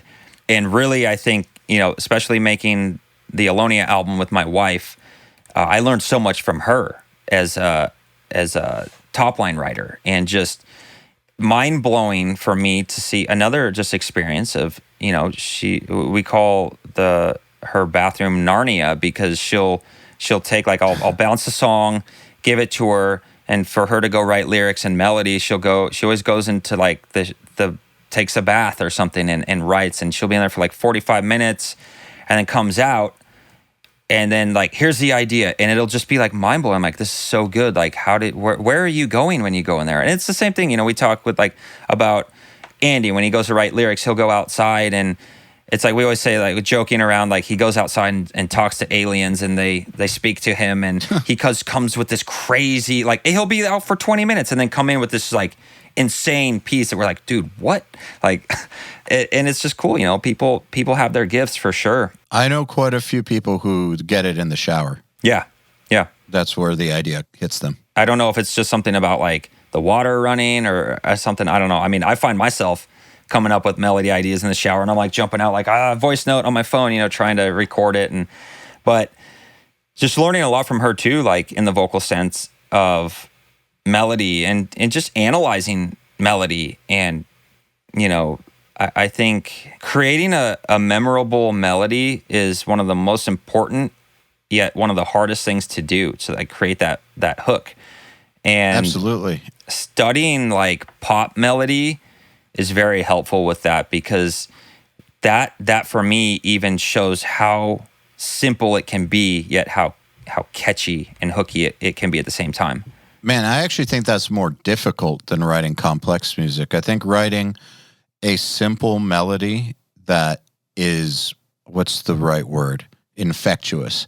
Like an infectious, simple melody that just becomes a universal thing because it's so good, but it's so simple. To me, that's the hardest thing to do. I agree. Way harder than just throwing down a ton of notes. Not saying that like complex styles of music, I'm not talking down at them or saying they're not hard. I just think that the hardest thing is to come up with something simple, but that's super effective. Yeah. Oh, totally agree. Personally, sometimes I find myself just having to walk away for like 15 minutes and clear my head to come back to it, because I always find myself, when I'm even purposefully trying to come up with something like simple, I'm still just overdoing it. I'm trying to be too complex with it, and that's where I'm like overthinking it 100%. Yeah. So in order to stop overthinking it, is it like you have to take yourself out of the situation consciously so that whatever is getting in the way kind of shuts the fuck up a little bit? I think so. I mean, it can be, I think every situation's different. Every song has its own, you know, like creative process. And, you know, a lot of people ask me like, oh, how's your songwriting process? Like, what do you start with? It's like every song's different. It could be a guitar riff, it could be piano, it could be a vocal, it could be a drum part, it could be a voice note on my phone. You know, it could be anything. It could be the sound of a bird chirping outside during a rainstorm or something. And you're like, oh, and it just sparks this creativity and this inspiration. You have to find inspiration in different ways, and it comes in different ways and forms. I think something for me personally that's very inspiring, which I don't do enough, is being out in nature. Like, I love to go to crazy places and do crazy hikes like Zion National Park and these crazy hikes in Hawaii. I wish I could do them more, but that is just, I don't know, something about like how insane this planet is, like in some places, and putting yourself in these experiences can just, for me, it's very like, it clears your mind. It's almost like a form of meditation, I guess you could say. I mean, it's not meditating, but it's different. It's almost like a mental enema. Yeah, for sure. And for me, it can take anything from, okay, it's not working. Let me walk away for 15 minutes and just step away from it and not even think about it, and then I'll come back and try again. To it could take 5 years later, the idea all of a sudden just boom, there it is, got it. So, do you find that your best ideas are the ones that happen like a lightning bolt, boom, or is it more carving them out? It's hard to say, because I want to say like the lightning bolt boom, just like out of nowhere, those ideas. But again, that's maybe because it's more exciting, because you're like, holy shit, this is awesome. Like, this is so great. This is the best thing I've ever done. But it just happened. It just happened. Yeah. But I mean, who knows? In 5 years, you could look back at that idea and go, oh, that sucks. Because that tends to be a thing, especially for songwriter, producer. Like, you're going to make a song, you're going to think it's the greatest thing ever. And a year from now, you're going to go back and be like, oh, that totally sucks. This is so much better. Okay, let me rephrase. Since you're a writer, obviously you're used to having your riffs thrown out, ideas thrown out. Like, obviously that's part of doing it for real, is getting comfortable with the idea that a certain percentage of what you write is never going to be used, just because you can't always write great stuff. You have to write a lot of stuff so that you can, the more you write, the more awesome stuff you're going to write. But there's always going to be a ratio of shit to not shit. Oh, 100%. It's not all great, yeah. Yeah, it's going to be like, I think 60% shit, like 35% okay, and like 4% really good, and 1% fucking incredible. Like, that's some tweak of that is what I feel like it is. But I feel like, so you got to get comfortable with just letting go of the shit that's not good. So out of your ideas that do make it, so take out of the equation whether you like them 5 years later or not. Out of the ideas that have made it to records, okay, the ones that did not get thrown out, do they tend to be the boom riffs that happen, the boom ideas that just come like a lightning bolt, or more carved out ideas, or there's no pattern, some of each? I would say some of each. There's definitely a lot of the instances of like, boom, the idea just hits, and like song is basically structured, written in like 2 hours. Mm-hmm. And it's like, here it is. And then it's just a matter of like filling it out. It's like a freebie. Yeah. It's definitely happened. But there's like for example, Black Veil song, In the End. That song literally started out kind of as like a rap song. Like, it was nothing like what turned into what the song, where the session went and how that song came to be. So, rock song that has a lot of epic orchestration and huge sound, and started as a rap song. Big chorus. Yeah, big chorus, big everything. Yeah, the session did. It started just like literally almost a whole day. So, I mean, I guess in a sense you could say this is a, like, in the course of a day, in a session in a studio, it's like everyone's beating their head on this idea that's just not what anybody wants to be doing. Just basically wasting a whole day. Like, this is just not happening. To then switching gears and instantly going, boom, here we go. Now we're on the right path. We found it. And that became In the End. Yeah. Okay. I just want to make sure I'm understanding correctly. So you're sitting there working on this idea that started as a rap song somehow, and nobody's feeling it, but for some reason you just keep going as opposed to ditching it. And then at some point in that session, the spark hits. Yeah, it was enough is enough. Like, this isn't working. We have to do something different. And that's where like that lightning bolt struck. And okay. But did you keep the same, like it was by we have to do something different? Do you mean something different to this pre-existing song, or did you basically ditch it and start from scratch? It was pretty much like, just let's throw this away. Okay. And start over. Okay, so it started as a rap song. You threw that out. How did you then start over? I don't even know, thinking back. It's probably all a blur. Making that whole album was crazy. But I mean, we had many days like that, I can't recall the exact. Fair enough. It wasn't like that was the one time it happened. It happened all the time like that. There were so many songs. Like I have these sessions where I'm like, from that album, that I'm like, what is this? Like, it's just, there was just some madness that was being created. And like I said, we would sometimes write 4 songs a day. And out of those 4 songs, sometimes none of them got used. But the ideas got put down, like the start of them. So there's ideas there, and I've pulled them up before, and I just laugh. It's like I can tell in there that there's a good song somewhere in these ideas, but it's not a Black Veil song. It's somebody else. It's not like, so that's kind of the situation. It was like, well, there's good songs there. This could be a good song. I could see where it could go somewhere. But at that time, being like, we're making a Black Veil record, this is not it. We gotta stop doing this and do something different. And there was a lot of moments like that making that record. I think that's one of the biggest differences between bands that do well and bands that don't. Like, so for instance, have you ever noticed that there's a big thing that local bands do? Local bands who tend to stick around for a long time. Like, there's some local bands who've been around for like 20 years. Yeah. And have never gone anywhere. And one of the reasons I think that is because they get too precious about everything that they write. So I know bands personally my band started in 2000, okay?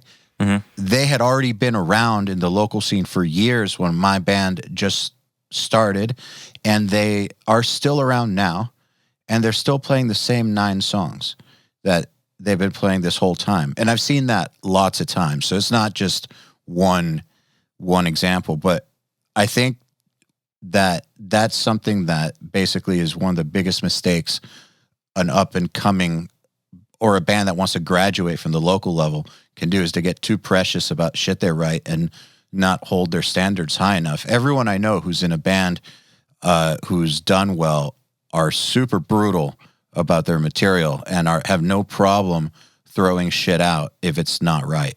Just get rid of it. Oh, absolutely. Yeah. I mean, I know several bands that have, made a whole record and then they throw the whole album out and write a new one. Because it's not right. Yeah. I think, it's, you got to be okay with knowing that not everything that you do is going to see the light of day. You're going to have, that's why you have to write and always try to like outdo yourself. But in a sense of, guitar playing, me and my other guitar player, Jinx, we would always, say that we're always trying to outdo ourselves with guitar and everything. And I think we've done that throughout the time, but I've transitioned more into the area of trying to outdo myself as a songwriter. And I've stopped caring so much about maybe making like of course I love writing great riffs and memorable solos and things like that. It's important, but my focus has become more about like, how do we make a killer hooky chorus that is just going to grab everybody? How do we what do we do to incorporate,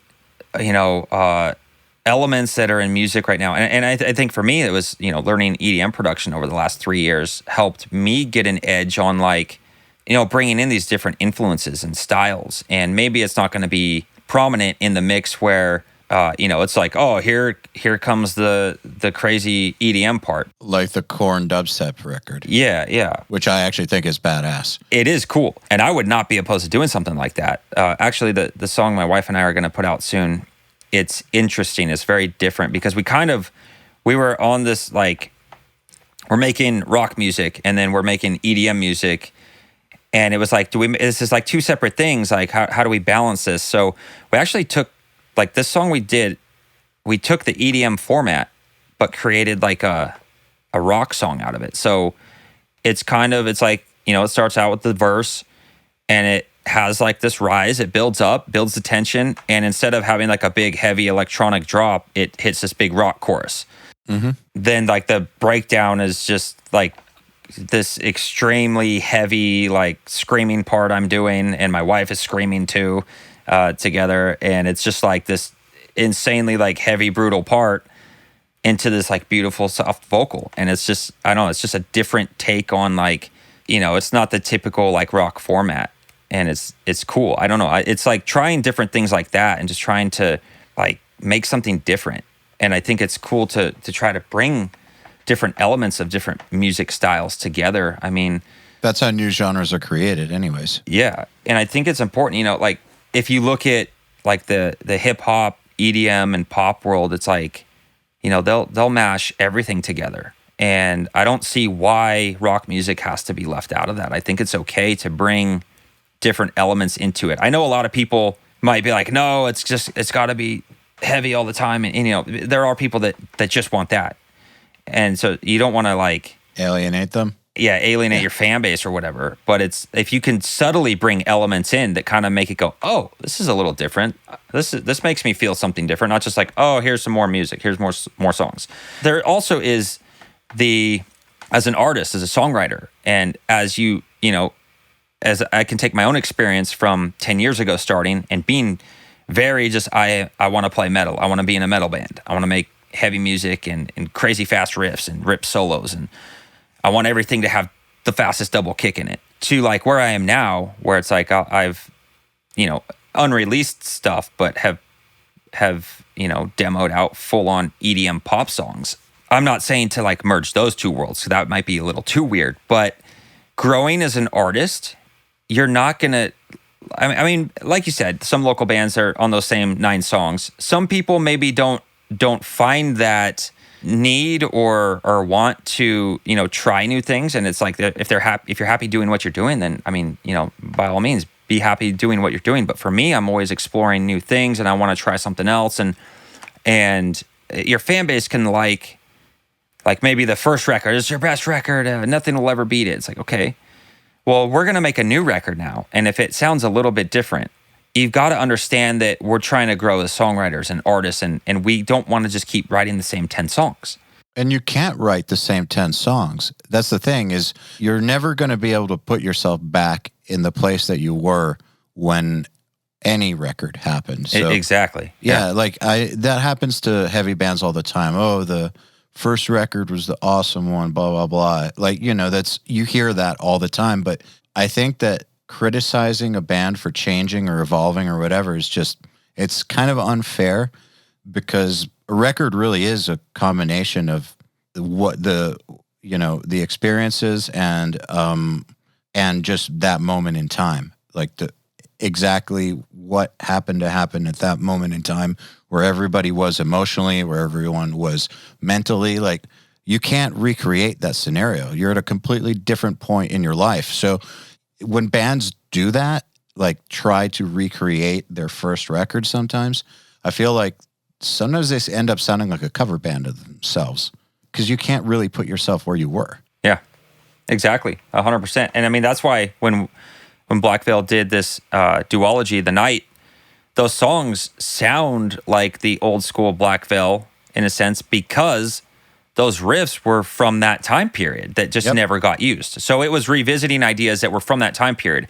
That wasn't like, oh, we just ripped out this brand new stuff. Like, it was produced now and put together as now. It wasn't the exact idea how it was back then, but it was, oh, this riff and this riff, this will work together. Yeah, that's different than what I'm talking about. Yeah, no, 100%. But yeah, you're never like, I mean, going back, so we just did this, we put out Restitch Wounds, which is the re-record 10-year anniversary of our first album.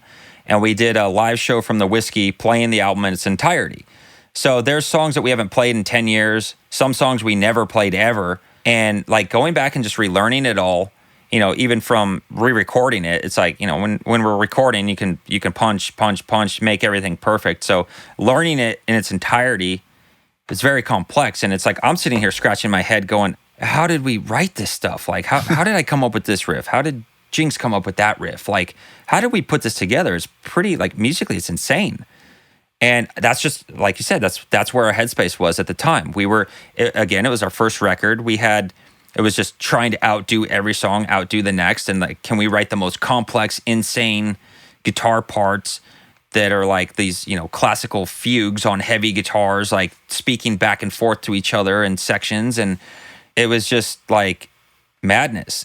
And I have tried, like I've sat here and tried to be like, I want to write something super insane and complex. And it's not the same style. It's different. It's evolved. It's everything is different now. Which is how it kind of should be. Yeah. I think. Yeah. That's why music changes. If it was the same all the time, it would get boring. The beautiful thing about it, which I wish fans understood, is those records that you love aren't going anywhere. Like, you can still listen to them. Yep. That's what I always say. It's like, if you want a record like that record, go listen to that record. It's that easy. It's dependable. Yeah. It's going to be the same every time. It's not getting deleted. I wish that the audience was more understanding of that. But then again, how can they be? They're not the ones making it. And so Sure. Yeah. I mean, you're always going to have criticism with anything you do that you're putting out into the world, especially nowadays with the social media and YouTube and anything. It's like, if you put yourself out there, people are going to come for you either positively or negatively. And it's no way around it. There's no way around it. So, yeah. Is that something that you had to learn how to deal with, or you always been just naturally thick-skinned? Because, dude, there's no way to survive in this game without being able to take a certain amount of abuse coming at you from the public or from certain people in the industry. Like you have to be able to handle a lot of shit.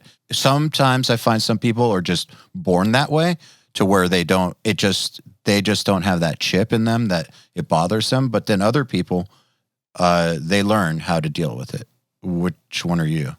I would say maybe a little of both. So I kind of grew up, nobody taught me this. I don't know how I learned this. It was just my mindset from a very young age of, if I want to achieve something in my life, I can do it. If I want something bad enough, I'll get it.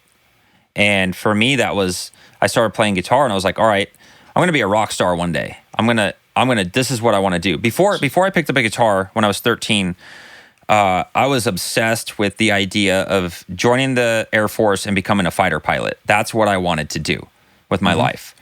And I discovered Metallica and started playing guitar. Yeah, I mean, it's still badass, but I picked up a guitar and it just it totally changed my course of life and changed my path. And I was like, okay, nope, scratch that. This is what I really want to do. And I just started playing every day. And I would go to school and go on those college field trips and find out what college you want to go to and what you want to do with your life. And I was like, I already know what I want to do with my life. I already know what I'm going to do. And they're like, oh, what's that? I'm like, I'm going to be a rock star. And people would just laugh at me, just laugh. Think about it. It's one of these things where I would never advise somebody to actually try to do it. Right. Because the odds of failing are enormous. But that's part of it, because you're going to fail. It's can you pick yourself back up and then learn and try again? Because that's I think getting success in anything is you're never going to succeed the first time. No. You have to try something and you're most likely probably going to fail at it. And then you have to take that experience and learn from it and try again. And if it doesn't work again, you have to figure out why it's not working and learn more and adjust something, maybe change something. And you have to keep trying. I think a lot of people think that you become successful just it just happened. It's like, no, it doesn't just happen. Surprise. you don't understand. I'm about to be 35 years old. I started playing guitar when I was 13. It doesn't just happen. It's my entire life that has gone into trying to make a successful career of what I've, of where I've gotten to this point. And I'm not at a point that I'm like, oh, cool, I'm chilling, I'm good. It's like, no, I'm still working towards the next thing and the next thing. And it's just something that, I think a lot of people can get discouraged from oh, something didn't work. And then, well, okay, I guess I'm not going to do that again. And it's like, how would that work if you create, if you want to be like a business person and you're going to create a successful business. You think like, I mean, maybe some people get lucky and the first idea works, but like, I don't know. I can tell you that there were like at least 5 different iterations of URM before found the one that worked. Yeah. Absolutely. Yeah. So it's just a matter of, you got to try something. If it doesn't catch on and work, you learn, you change it, you analyze it, you find out why it's not working. If you can figure out why sooner than later, that's better. But at the same time, like especially speaking about music, and if you're an artist and you're being creative, you don't want to just go find what's working and then copy that and just regurgitate that and write that and put it out. You have to, I think the most important thing you can do is be aware of what is working and what's not, but you have to stay true to yourself and you have to make music that you like and that you enjoy, because the second you start catering to what you think other people want, it's all the fun and the joy that you get from making music, which is why any of us start doing it in the first place. It's thrown out the door. It's gone. And then it's not fun anymore. And then what's the point of doing it? And you can't predict anyways what people are going to like. Right. Nobody can predict it. You're just in tune with that or you're not, basically, in my opinion. And a lot of times you might be onto something that isn't exactly it at the time, but things change so quickly, especially now, that what you're doing, like you might get discouraged and like, oh, I don't know, nobody's going to like this or nobody likes what I'm doing. But if you just keep doing it and you keep making it better and better, that can become like the next hot thing or the next trend. Trends change so quickly now. And it's like, it doesn't necessarily matter if it's like, I often find if you're trying to recreate what's already popular, you're already behind the game and you're going to lose, because by the time you create something and put it out, it's already shifting into something else. Yep. And I discovered that with producing EDM music and like seeing how fast things evolve in that world, where I'm like, oh, this song's really cool right now. I'm going to learn how to and it was just a learning experience. I'm not like pumping out songs or anything in the EDM platform, so to say, but like to like learn how to do that style and recreate it. By the time I'm like, cool, I can do this. It's already changed. And then it's like, oh, this is the next trend and this is the sounds people are using and this is what's happening now. And then, okay, you learn that. And that's why I went through so many different styles, from like pop EDM to trap music to hard trap to dubstep. And I went through all the phases of like all these different genres, because that learning experience for me took me down that path of discovering all these different artists and seeing the trends and who's doing what, and like going back and studying where it came from. And like, guys like, you could get a lot of hate for something that you're doing and not even know how big it could be. Like Steve Aoki bringing rappers into EDM and people just being pissed at him. Like, dude, what are you doing? Like, you're ruining this, to becoming one of the biggest, EDM DJs in the scene. So you got to be fearless. Yeah. I guess going back to the art, like, was I born thick skinned or did I have to learn how to be? It's like, it's a little bit of both. I had that I'm going to be a rock star in school and everyone laughing at me thing. You're going to do it no matter what anybody says. I had already decided I was going to do it no matter what anybody said.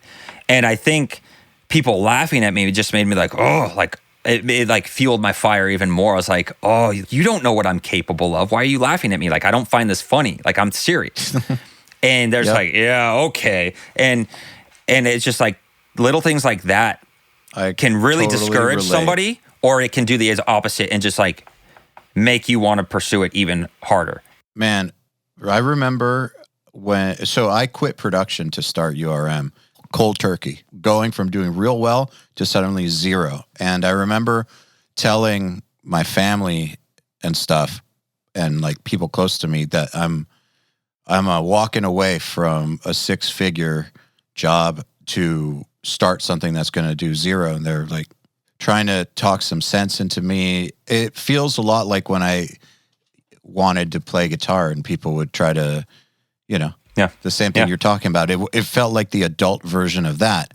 Same thing. Like people were trying to advise me against it, or trying to tell me that I'm kind of nuts. Like, why give up something good? Like, you're already doing well. I'm doing it anyway. So I'm just letting you know. Yeah. Like, this is happening. And And this is entertaining that you don't believe I could do it, but just check back in 2 years. Yep. Yeah. Basically. That's it. It's like if you want something bad enough, you'll make it happen. You'll make it work. And it's just I think a lot of it is your mindset, and it's mind blowing for me to see how many people really don't believe in themselves. Because I always tell people, it's like, nobody else can decide for you what you're going to do with your life or what you're going to be successful with or what you're going to fail at, because those people aren't you. Only you know what you're capable of and what you're willing to, the lengths you're willing to go to achieve something. So if you want something bad enough and you're willing to work for it and do whatever it takes to like become and learn enough to do that, then nothing can stop you. No, somebody saying, "Oh, that's not going to work," that shouldn't stop anybody. No, of course not. That's like, it's ridiculous. They're not in your head. So as a teenager, it used to piss me off, but it didn't piss me off when it happened around URM, because by then I was mature enough to realize that, well, I'm the one who's got the vision here, not them. So of course they're not going to understand. They're not going to understand it. Yeah, this isn't their thing. And so all they see is me taking a massive risk, walking away from something super stable that is like the goal for a lot of people's entire careers. People love security, Yeah, that's what they see. They don't. I can't expect them to understand my vision for something. Now they get it, obviously, but you're the one with the vision, so you're the one who has to determine what path you're going to go on to get there, or if you're going to even go on any path to get there in the first place. Yeah, totally. Yeah, I agree. Okay, but that's one kind of negativity you have to have a thick skin for. The other one is just pure abuse and hate, and that's different. Being in the band that I'm in has been the last 10 years. It's just been, Black Veil Brides is a very controversial band. People either it's polarizing, absolutely hate it, or it's the opposite. It's just like, nobody can compare Black Veil. We're gods. We're the best band in the world. It's like, it's one or the other. Maybe over the last 10 years, we've proven ourselves that we didn't go away. People said, "Oh, you guys won't make it a year. You won't make it 2 years. You won't make it 3 years, 4 years." Well, here we still are, and still here, still doing it, making another record, still doing it. Obviously, times are different. We can't tour right now, but it's like, all right, we'll do live shows and we'll do live stream shows, and we did that already, and it was great, and we're gonna keep doing that. And it's like, if you have some insane goal in your mind, like, oh, you want to be an astronaut, or you want to be a rock star, or you're going to become the next greatest music producer, nobody can tell you that you can't do that. People will tell you can't do it, but if you tell yourself you can't do it, then you won't do it. You're making your own bed the moment you start doing that. Yeah. If you start to doubt yourself, then that's it for you. Like, you're already setting yourself up to fail. But if you know that nothing can stop you and nobody can get in your way. Well, I think there's a level of doubt that's just natural. Like, oh, of course. Is this going to work? But it's hard to explain, because I know exactly what you're saying. The moment you start to doubt yourself is the moment you fail. But it's a fine line, because there are times where, obviously, if something hasn't worked and you're taking a massive risk, you gotta, and it's not working yet, you gotta definitely ask questions, and definitely can get scary at times. But I think that the bigger picture is, do you believe that you can make it through that? Yeah. Not that like you aren't going to have downs, because everybody has downs. It's more about how you let those downs affect you overall, really. Of course.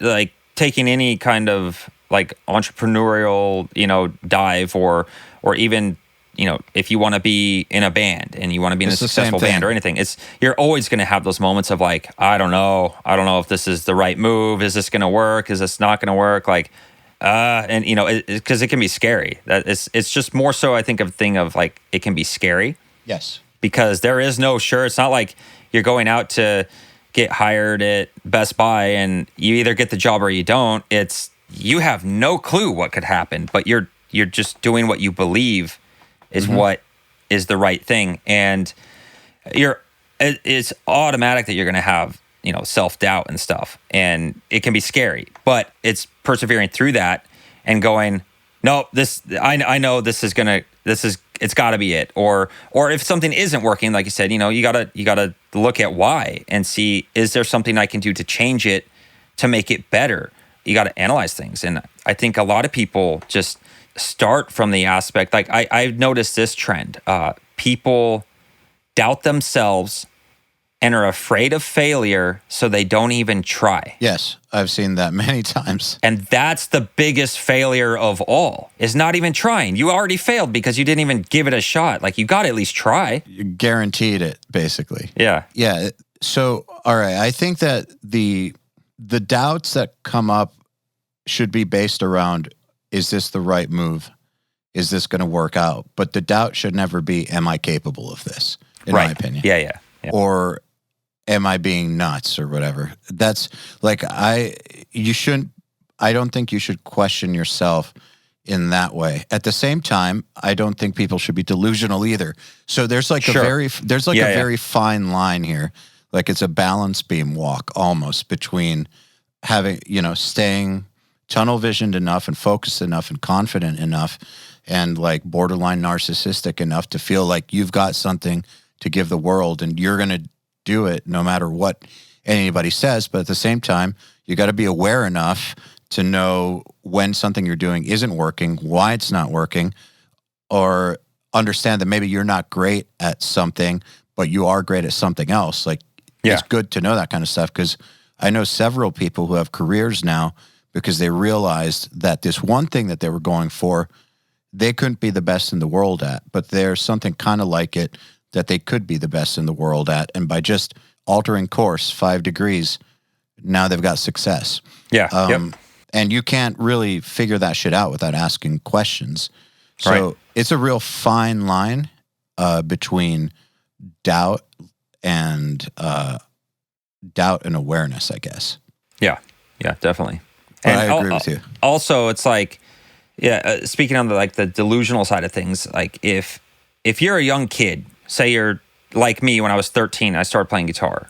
I didn't have it in when I said like, I'm going to be a rock star one day, it wasn't in my mind that like, okay, when I'm 14 next year, I'm going to be a rock star. It was always in my head, like, someday I will, and I don't consider myself now like, I'm more mature now. I'm not sitting here like, oh, I'm some egotistical asshole rock star, I'm so cool. No, but you made it happen. I see myself lucky to have had a career in music for the last 10 years, and I hope it continues to be that way. Oh, but you know what it's like to be in a big band. Like, you made it happen. Yeah. I've played Download Festival, main stage, like before Metallica, in front of 120,000 people. It's insane. It's such an insane thing to do. Yeah. And like, if I were to go back and tell 13-year-old me that, hey, fast forward like a lot of years and decades, you'll do this, it would be like, what? No way. But I think a lot of people get discouraged from things because people are impatient. I think there's a lot of distractions now with social media. It's so easy to just get on your phone and be distracted for an hour, like, oh, I got to focus again, And I had nothing but time when I was younger, and I didn't have a cell phone, and I didn't have a lot of friends, and I didn't have computers and video games and all this stuff. It was just, I had a guitar. And so, in a sense of like being fortunate to like, I had a guitar, that's what I would spend my time, playing and learning songs and learning how to play. And there's, if somebody nowadays, like somebody young listening to this, and they're like, oh, I want to be in a band though, and I want to do that, I'm driven. You just have to apply yourself. You have to focus and like get good at it. And like what we touched on earlier, it's like, a lot of people want to, learn guitar or learn how to sing, and then they want to learn how to record and learn how to mix and shoot videos and do all this stuff. And it's like, if you're doing all of that at once, it's just going to be like brain overload. And it's going to be really hard to like really retain the information, because a lot of it's, for me, it's something that and I'm not sitting here saying like, oh, I figured it all out, I'm the best. Like, I'm constantly learning every single day still. And that's what this industry is you're never going to learn it all. You're going to, things are constantly evolving and changing, and new techniques and gear and stuff are coming out, and there's always going to be something else and a new way to do something. And you just have to, it's like you have to be consistent with, I think being successful with anything, you have to be consistent. Consistency is key, but you have to always be applying yourself. And there's never really like an end goal of like, okay, I reached my goal. Like, okay, I was on the guitar cover, the Guitar World in 2011. I was on the cover. That was one of my childhood goals, and I did it. But I did that, and then it wasn't like, well, cool, I'm done, I'm good. It's like you do that, you've already set up 5 more goals that you're going after, And I think that's with any industry that you try to get in. And if you overload yourself with too many things at once, it's going to be difficult to do it all. So I'm not saying don't learn multiple things, but I think it's to streamline. Like it's kind of a saying of if you're trying to do, like, you're going to be more successful picking one thing and focusing on that and getting that off the ground first. Like, like say let's just take guitar for example. Like spend 2 years solid learning guitar. Like if you're a complete beginner, spend 2 years, but play every single day and really carve out the time where you're not just playing for 5-10 minutes. Like you're spending 2 hours a day playing every single day for 2 years. You will get good pretty quick. And then, okay, like we talked about, get proficient in one thing and then move on to the next thing. Because if you're applying yourself to like 5 different things all at once, you're probably not really going to get anywhere too quick with any of them. And you're just going to kind of find yourself in this battle of like not really getting anywhere. Where if you just take some time, focus on one thing, get good at that, and then start applying these next things, like create a plan and move forward with it. It reminds me of something that Blasco said actually when he spoke at the URM Summit. It's a variation of what we're talking about, but the same principle.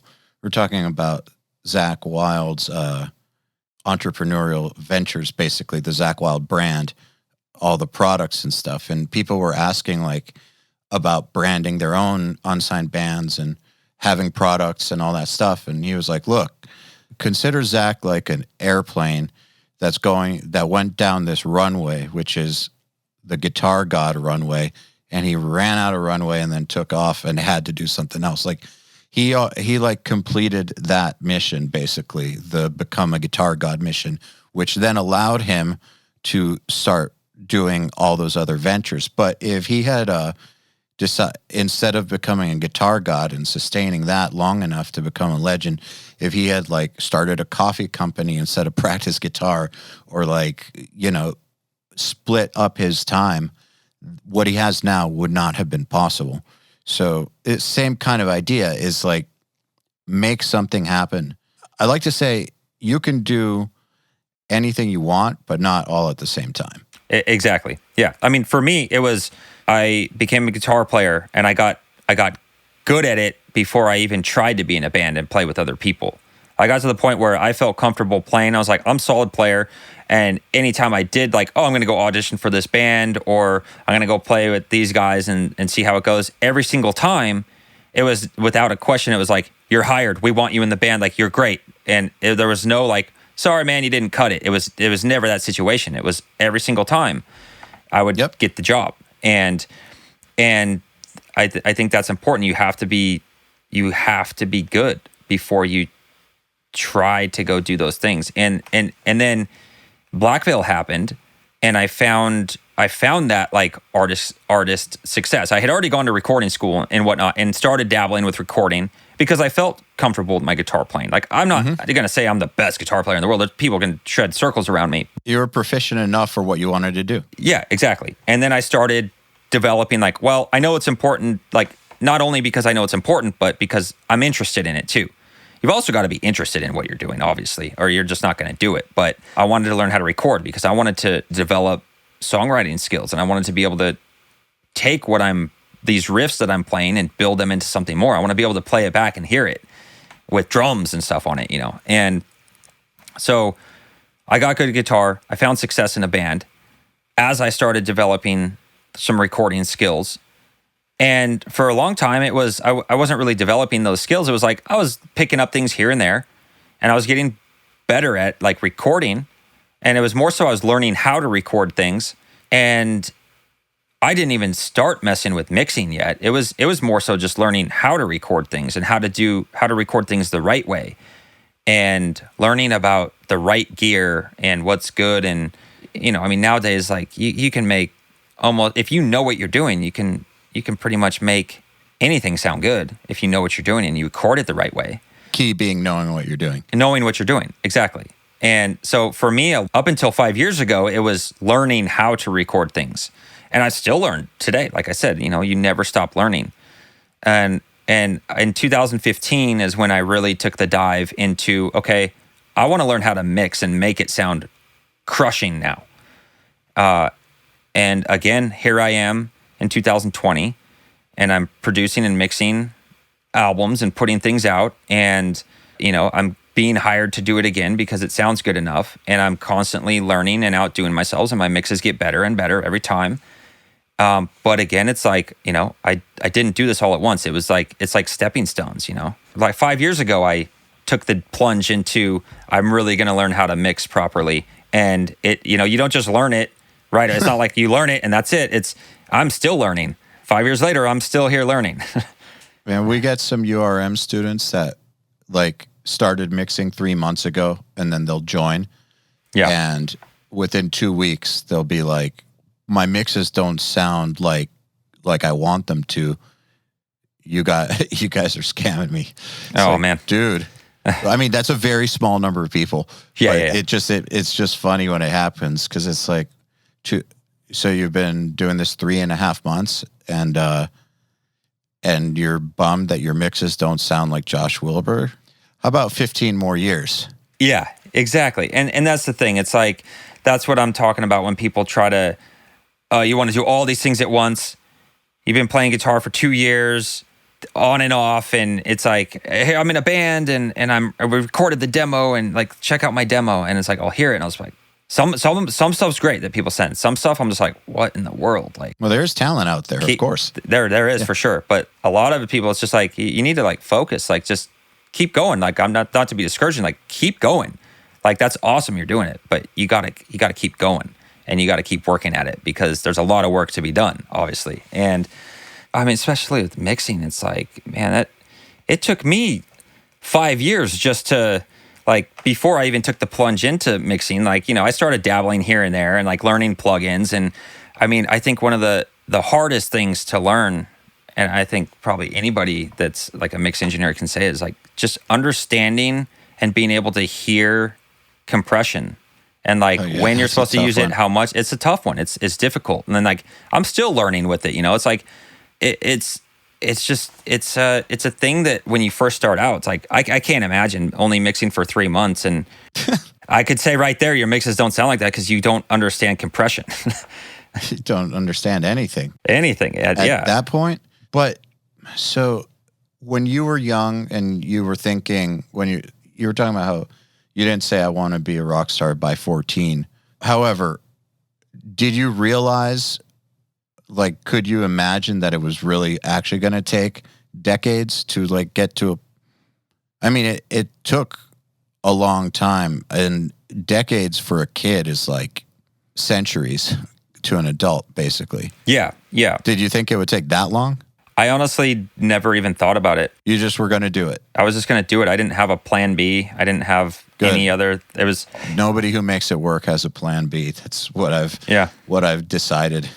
Yeah. I don't know a single person who's made it happen that has a plan B. Yeah. It was all or nothing. So that was my path that I took, and that what I was going to go down, and I didn't have any other option but to stick it out. Glad you made it work. But but again, it's like, I have to say, it's like I applied myself very heavily into, I can't tell you how much time, even to this day, just watching tutorials. And it's not even like that I'm trying to learn something new. I go watch things just to keep things refreshed in my mind. I already know how to get great guitar tones, but I'll go look up oh, I just got this plugin. I want to see how somebody else got a crushing tone with it, and I'll learn how someone else did it, what they use. It's just constantly learning new techniques, how somebody else does it, and just even refreshing my memory or finding just a slightly alternate way that somebody else might do something, and I go, I never thought of it like that. And that's what will make you grow and become better and better and better. And anybody listening, you can't expect to achieve greatness overnight. It just doesn't happen. It takes a lifetime. I can't sit here to this day and say, oh, I've achieved greatness. Like, I'm good. I'm happy with where I'm at. Like, I'm stoked to have had a career for the last 10 years. And I'm going to keep working hard to make sure that I can stay in the game and keep doing this, whether it's, you know, songwriting, producing music, or being the artist, touring, you know, putting out albums. For me, it's just what I like to do. My spare time, it was always like when I had to work a day job, I would go to work, and the second I got home, I would open up Pro Tools and grab my guitar, and I'd start making music, and I would record till 2, 3 in the morning, and like, oh, I got to go to sleep for like 3 hours and then get up and go back to work. Yep. And I would just repeat that process, because for me, making music and recording in my free time, that's what I did. I didn't find it like, oh, I have to go do this. It was just, I was eager to like, I can't wait to get home and I can just like work on some new music idea I have in my head or something. And that, if you don't have that, and you don't find yourself like thinking every moment like you can't wait to work on your idea or get it done or whatever it is, then you're not doing what you actually love. I agree. The most important thing is to find what it is that you absolutely love and pursue that. Well, there's a big difference between actually loving it and loving the idea of it. Sure. It's two totally different things. I think a lot more people are in love with the idea of it than the actual thing. Yeah. But yeah, that's true. I agree with you completely. Anyways, I think this is a good place to stop the episode. I want to thank you for coming on, dude. It's been awesome talking to you. Thank you. Yeah, absolutely. It's been great. Okay, then. Another URM podcast episode in the bag. Please remember to share our episodes with your friends, as well as post them to your Facebook, Instagram, or any social media you use. Please tag me at EYAL Levy URM Audio, and of course, please tag my guests as well. Till next time, happy mixing. You've been listening to the Unstoppable Recording Machine Podcast. To ask us questions, make suggestions, and interact, visit urm.academy and press the podcast link today.